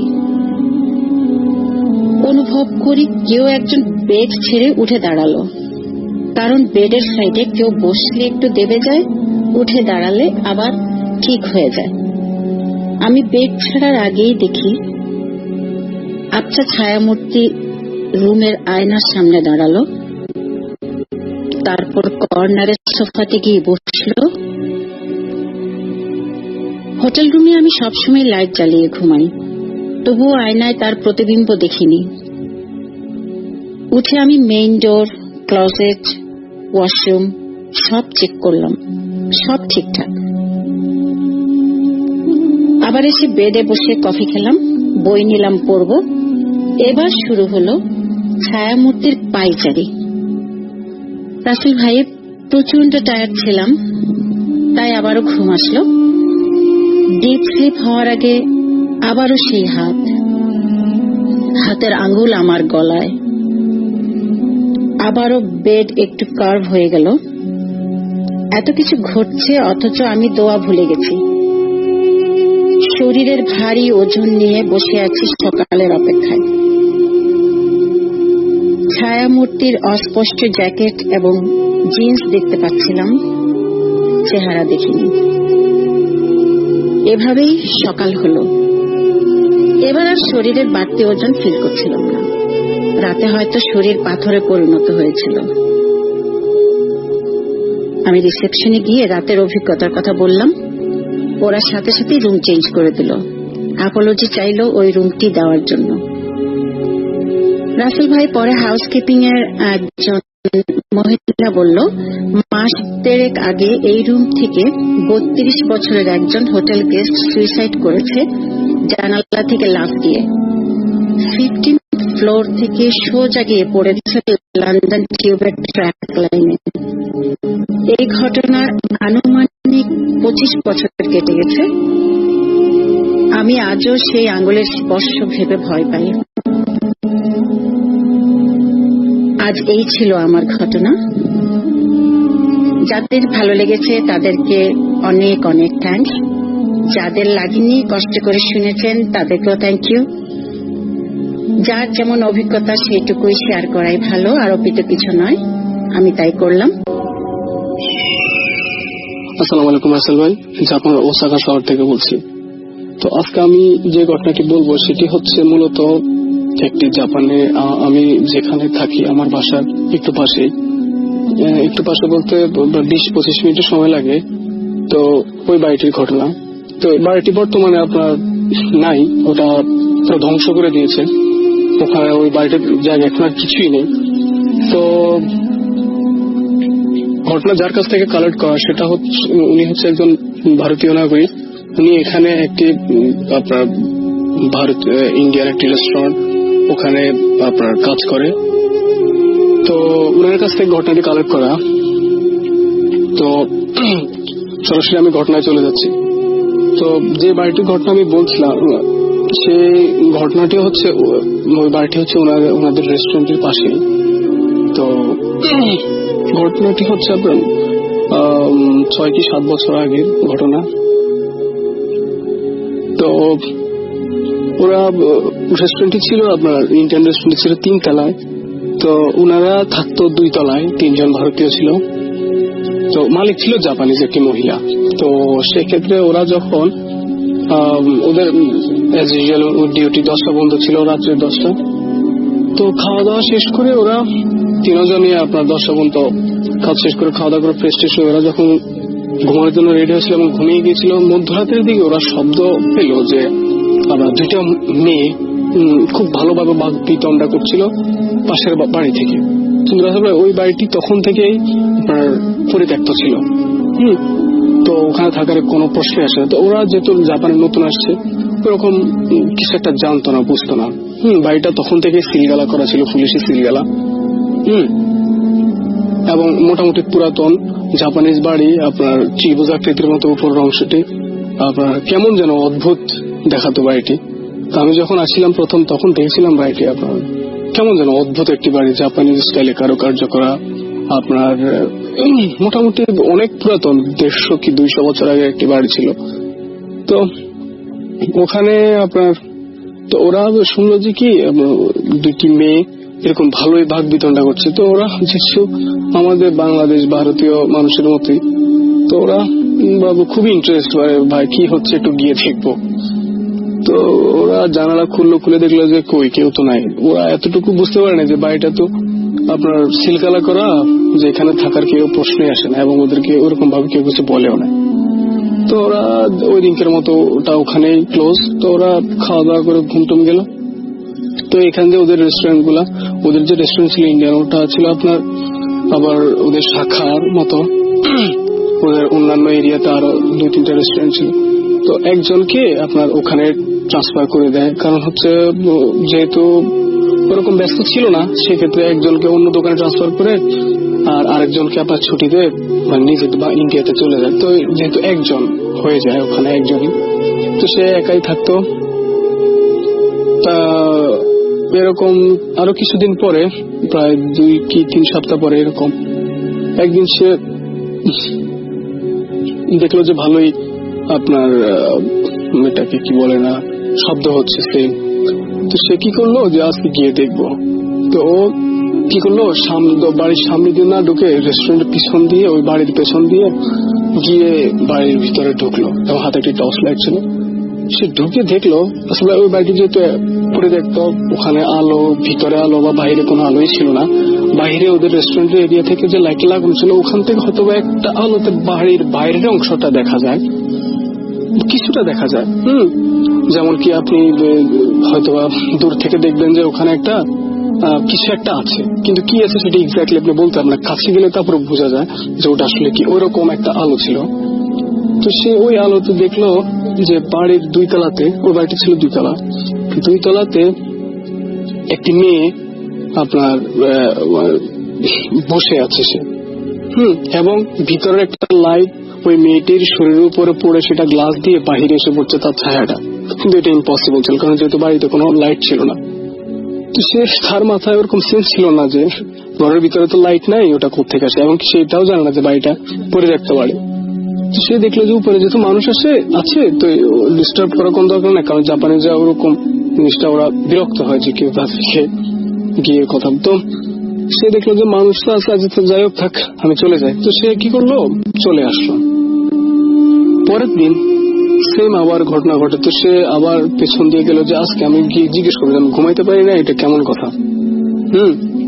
তো সে কি করলো, রাসেল ভাই লাইটটা নিয়ে গেল, গিয়ে দেখলো সেম ওখানে একটা মেয়ে দেখা যায়। সে ভাবলো না আজকে ভিতরে গিয়ে কথা বলি। তো জাপানি একটা সিস্টেম হচ্ছে কি, আপনি ঢোকার আগে 2টা নক করতে হবে, খুব আস্তে আস্তে নক করে তারপরে জাপানি গেটিং আছে ওটা দিয়ে আপনি ভিতরে ঢুকবেন। তো ও ওরকম নর্মালি খুব আলতো ভাবে, রাসেল ভাই সে যেটা বলে যে খুব আলতো ভাবে মানে আপনার নক করলো, প্রথম নক করার সাথে সাথে কেন যেন দরজাটা আলতো করে খুলে গেল। তো সে ভাবলো হয়তো বা দরজাটা খোলা। তো সে উঠলো, উঠে আপনার দেখলো যে মোটামুটি ভালোই আলো আসছে, কিন্তু কোথা থেকে আলো আসছে ও এটা খেয়াল করে নাই। তো দেখলো যে পরিপাটি একটি বাড়ি, বাসা, ভিতরে খুব সুন্দর পরিপাটি, পরিষ্কার, আপনার সবকিছু ঠিকঠাক মতো জাপানিজ বাড়ি যেমন, ওটা খুবই সুন্দর আপনার পরিপাটি করা ছিল, ফার্নিচার থেকে শুরু করে সবকিছু। তো সে কি করলো, আপনার 2তলা ওঠার মতো সিঁড়ি আছে, হাতের ডান পাশ দিয়ে উঠলেই সোজা। তো ওখান দিয়ে সে আস্তে আস্তে উপরে উঠছে। উঠে দেখলো যে আপনার মোটামুটি উপরে লাইটটা একটু কম, লাইটিংটা একটু কম, সেক্ষেত্রে আশেপাশের জিনিসগুলো একটু ওরকম অস্পষ্ট ভাবে দেখা যাচ্ছিল। কিন্তু যেটা আমি বললাম যে আপনাকে বোঝা যাচ্ছিল যে কিছু একটা আছে, এবং সেটা কি আছে এক্স্যাক্টলি বলা যাবে না, কাছে গেলে বোঝা যায়। তো ওইরকম একটা আলো ছিল, কিন্তু উপরে 2তলাতে আর একটু ডার্ক ছিল। তো সে যেহেতু দেখলো যে 2তলাতে একটি মানুষ দেখা গিয়েছিল, তো সে ভাবলো হয়তো বা 2তলা। তো সে যখন উঠলো, উঠে আপনার হাতের বাম পাশ দিয়ে রুম। তো ওখানে রুম বলতে কি, প্রথমটা হচ্ছে 2তলায় উঠলেই মুখের সামনে যে রুমটা সেটা হচ্ছে ওদের এটা কি বলে না, ডাইনিং স্পেসের মতো, খাওয়া দাওয়া করে। এর পরেরটা হচ্ছে ওদের বেডরুম বা অনেকে থাকে ওখানে, হচ্ছে ওদের খাট টাট বেড টেড থাকে ওখানে। কিন্তু প্রথম রুম হচ্ছে আপনার ডাইনিং রুম, যেখানে ওদের খাওয়া দাওয়া করে। তো ও দেখলো যে উল্টা, মানে ওই বাসাটা তো উল্টা, ভিতরেরটা তো হচ্ছে আপনার ডাইনিং স্পেস আর সামনে হচ্ছে বেডরুম। তো সে বেডরুমটা ক্রস করে আপনার ডাইনিং স্পেসের সামনে যখন গেল, তখন দেখলো যে ওই মেয়েটির পজিশন পর্যন্ত গেল। সে তখন পর্যন্ত সে বুঝে নিল যে মেয়ে, তো ওখান পজিশন পর্যন্ত গেল। যাওয়ার পরে সে জাপানিজ গেটিং দিল, দিয়ে তখন বললো যে এই তো আমাদের একটু সমস্যা হচ্ছে, আমরা আপনার বাড়ির পাশেই থাকি। তো মেয়েটি তখন তার দিকে ফিরলো। আসলে ফেরার পরে সে যা দেখলো খুবই মারাত্মক একটি অবস্থা ছিল। সে যেভাবে বললো যে আমি দেখলাম যে একটি মেয়ে আপনার জাপানিজের মতো চুল, নাক থেকে কপাল পর্যন্ত আপনার চুল দিয়ে ঢাকা, আর নিচের অংশ মুখের ওই গোল অংশটি দেখা যাচ্ছে, এবং ওই মেয়েটির আপনার জিভাটা পুরো গলা পর্যন্ত, বুক পর্যন্ত নেমে আসে, এবং সেই জিভাটা ছিল মারাত্মক লাল, মনে হচ্ছে যেন আগুন জ্বলছে তার জিভার মধ্যে।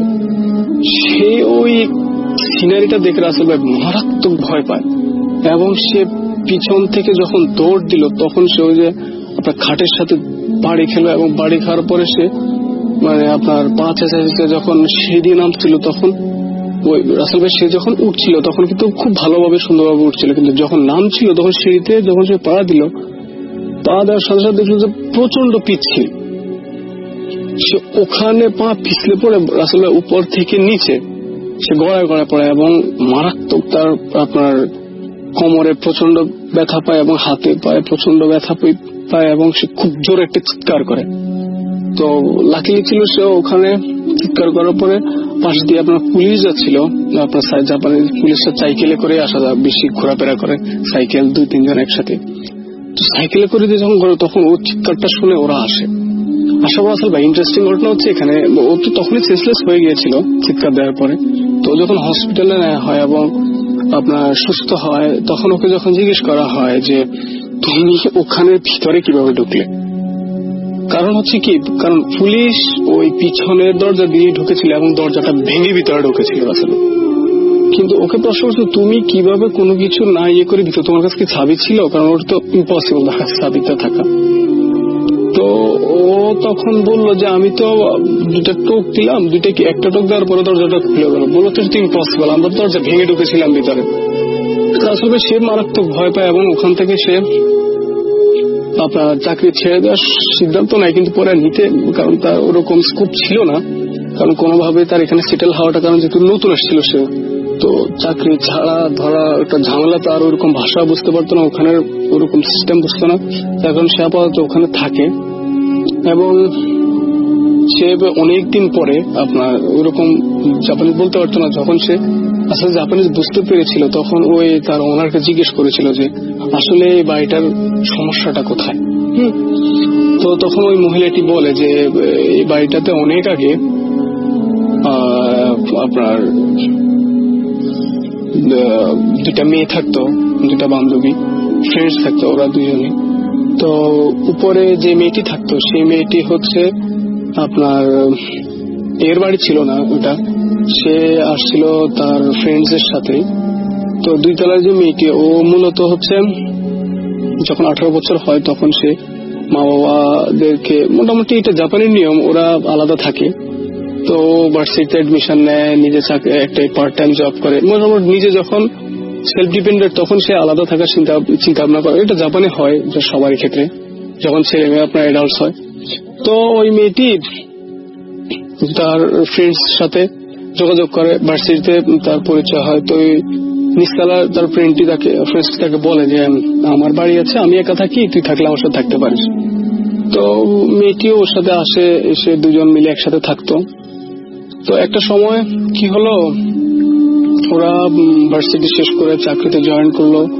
ওখান থেকে ওদের ট্রেনিং ছিল 3 মাস, ট্রেনিং শেষ করে পার্মানেন্ট জব যখন হয়ে যায় তখন ওদেরকে একজন ডিল করতো সিনিয়র। তো ওরা দুজনই আনফরচুনেটলি দুজনই ওই ছেলেটাকে ভালোবাসতো।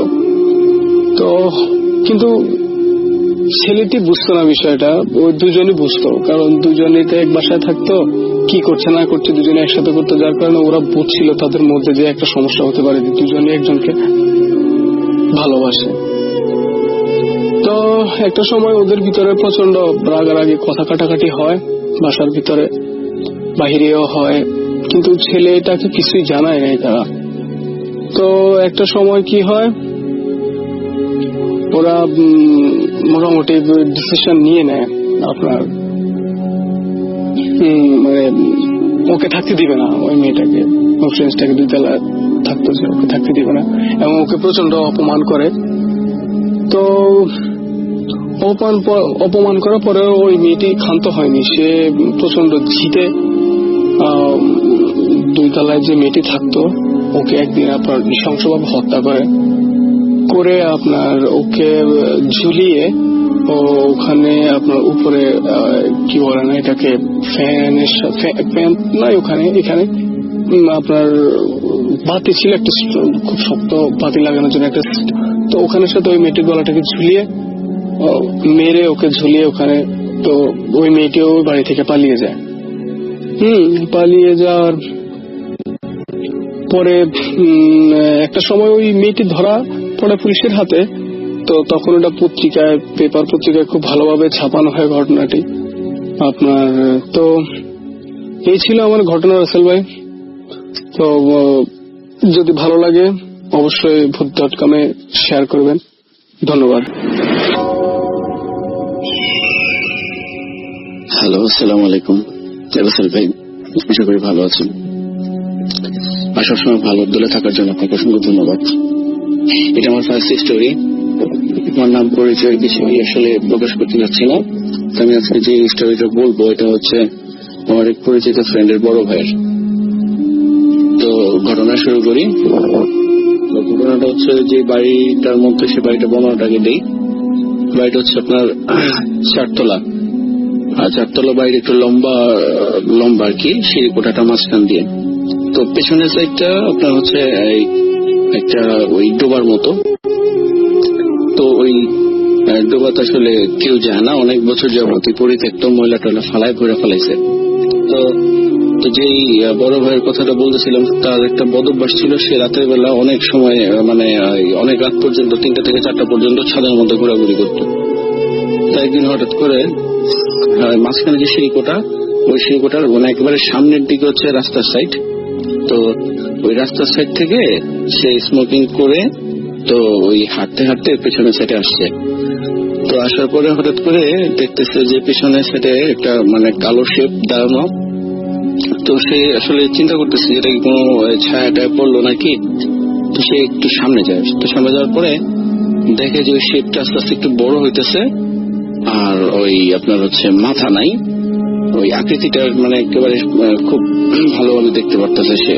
মাথা নাই, বুকের মধ্যে 2টা চোখ, শরীরটা হচ্ছে আপনার সবুজ কালারের, আর হচ্ছে চোখগুলো অনেক বড় বড় লাল, হ্যাঁ, আর ওই শরীরটা অনেক মোটা। তো এইটা দেখার পরে সাথে সাথে সে দৌড় দিয়ে সিঁড়িকোটার মধ্যে আসছে। আসার পরে ওই সে দেখে যে তার পেছন থেকে তার ঘাড় ধরে ফেলছে।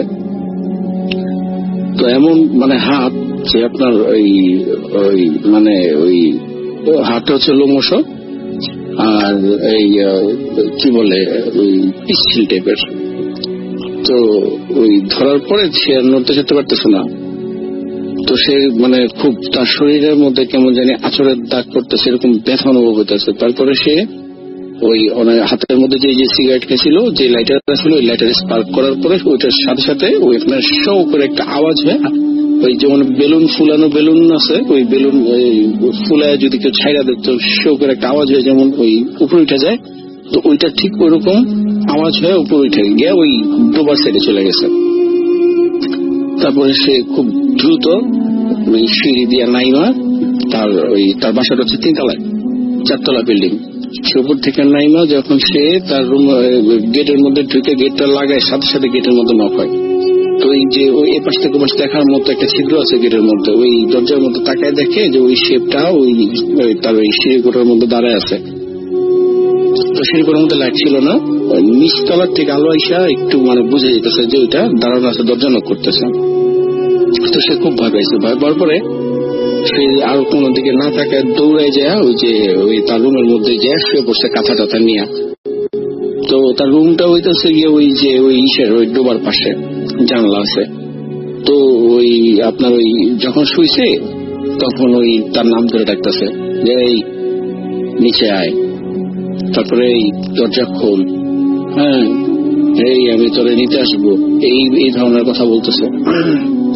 তারপরে যেমন মানে খুব খারাপ অবস্থা, 1 সপ্তাহ পর্যন্ত জ্বর ছিল। তারপরে সে উপযুক্ত দেখানো হয়, ডাক্তার দেখানো, ওষুধ খাওয়ার পরেও ভালো হয় না। তারপরে কবিরাজের কাছে নিয়ে যাওয়া হয়। তো হুজুর একটি বিষয়টা শোনার পরে বলে যে ওই ছাদের মধ্যে তাকে রাত্রেবেলা যেতে নিষেধ করছে, কারণ ওই ছাদের মধ্যে যে জিনিসটা চলাফেরা করে সেটা প্রায় আপনার ওই 300 বছর বয়স ধরে এটাই এই জায়গায় দেখা যাবে। এটা রাস্তা, হ্যাঁ, এটা ডোবাইতে থাকে আর কি, ডোবাটাতে থাকে, অনেক পুরনো ডোবাটার মধ্যে থেকে ও এখান দিয়ে অনেক দূরে যায়। তো এই রাস্তার মধ্যে মধ্যরাত্রের বেলা ওই রাস্তার মধ্যে পড়ে গেছিল। তোর কপালটা ভালো ছিল যে ওই ওনার কাছে ওই যে ওই লাইটারটা ছিল, না হলে ওনারে ওই শেষ করে ফেলতো ওই দিনই। তো উনি এরপরে থেকে আর ওই যায় না, ওই ছাদের উপরে যায় না। তো প্রায় সময়তেই আপনার হচ্ছে ওই ডোবা থেকে রাত্রেবেলা ঘুমানোর পরে এই দেখে মানে ওই শব্দটা শুনে ওই যে তুই কাজটা ভালো করিসনি, তোকে যদি আমি আবার পাই তাহলে তোকে আমি একদম মাটির মধ্যে কেড়ে ফেলবো, এই ধরনের কথা বলে। তারপরে মাঝে মাঝে আর কি ভয়টা পায়। তো এই ছিল আমার ঘটনা। ভালো লাগলে শেয়ার করবেন।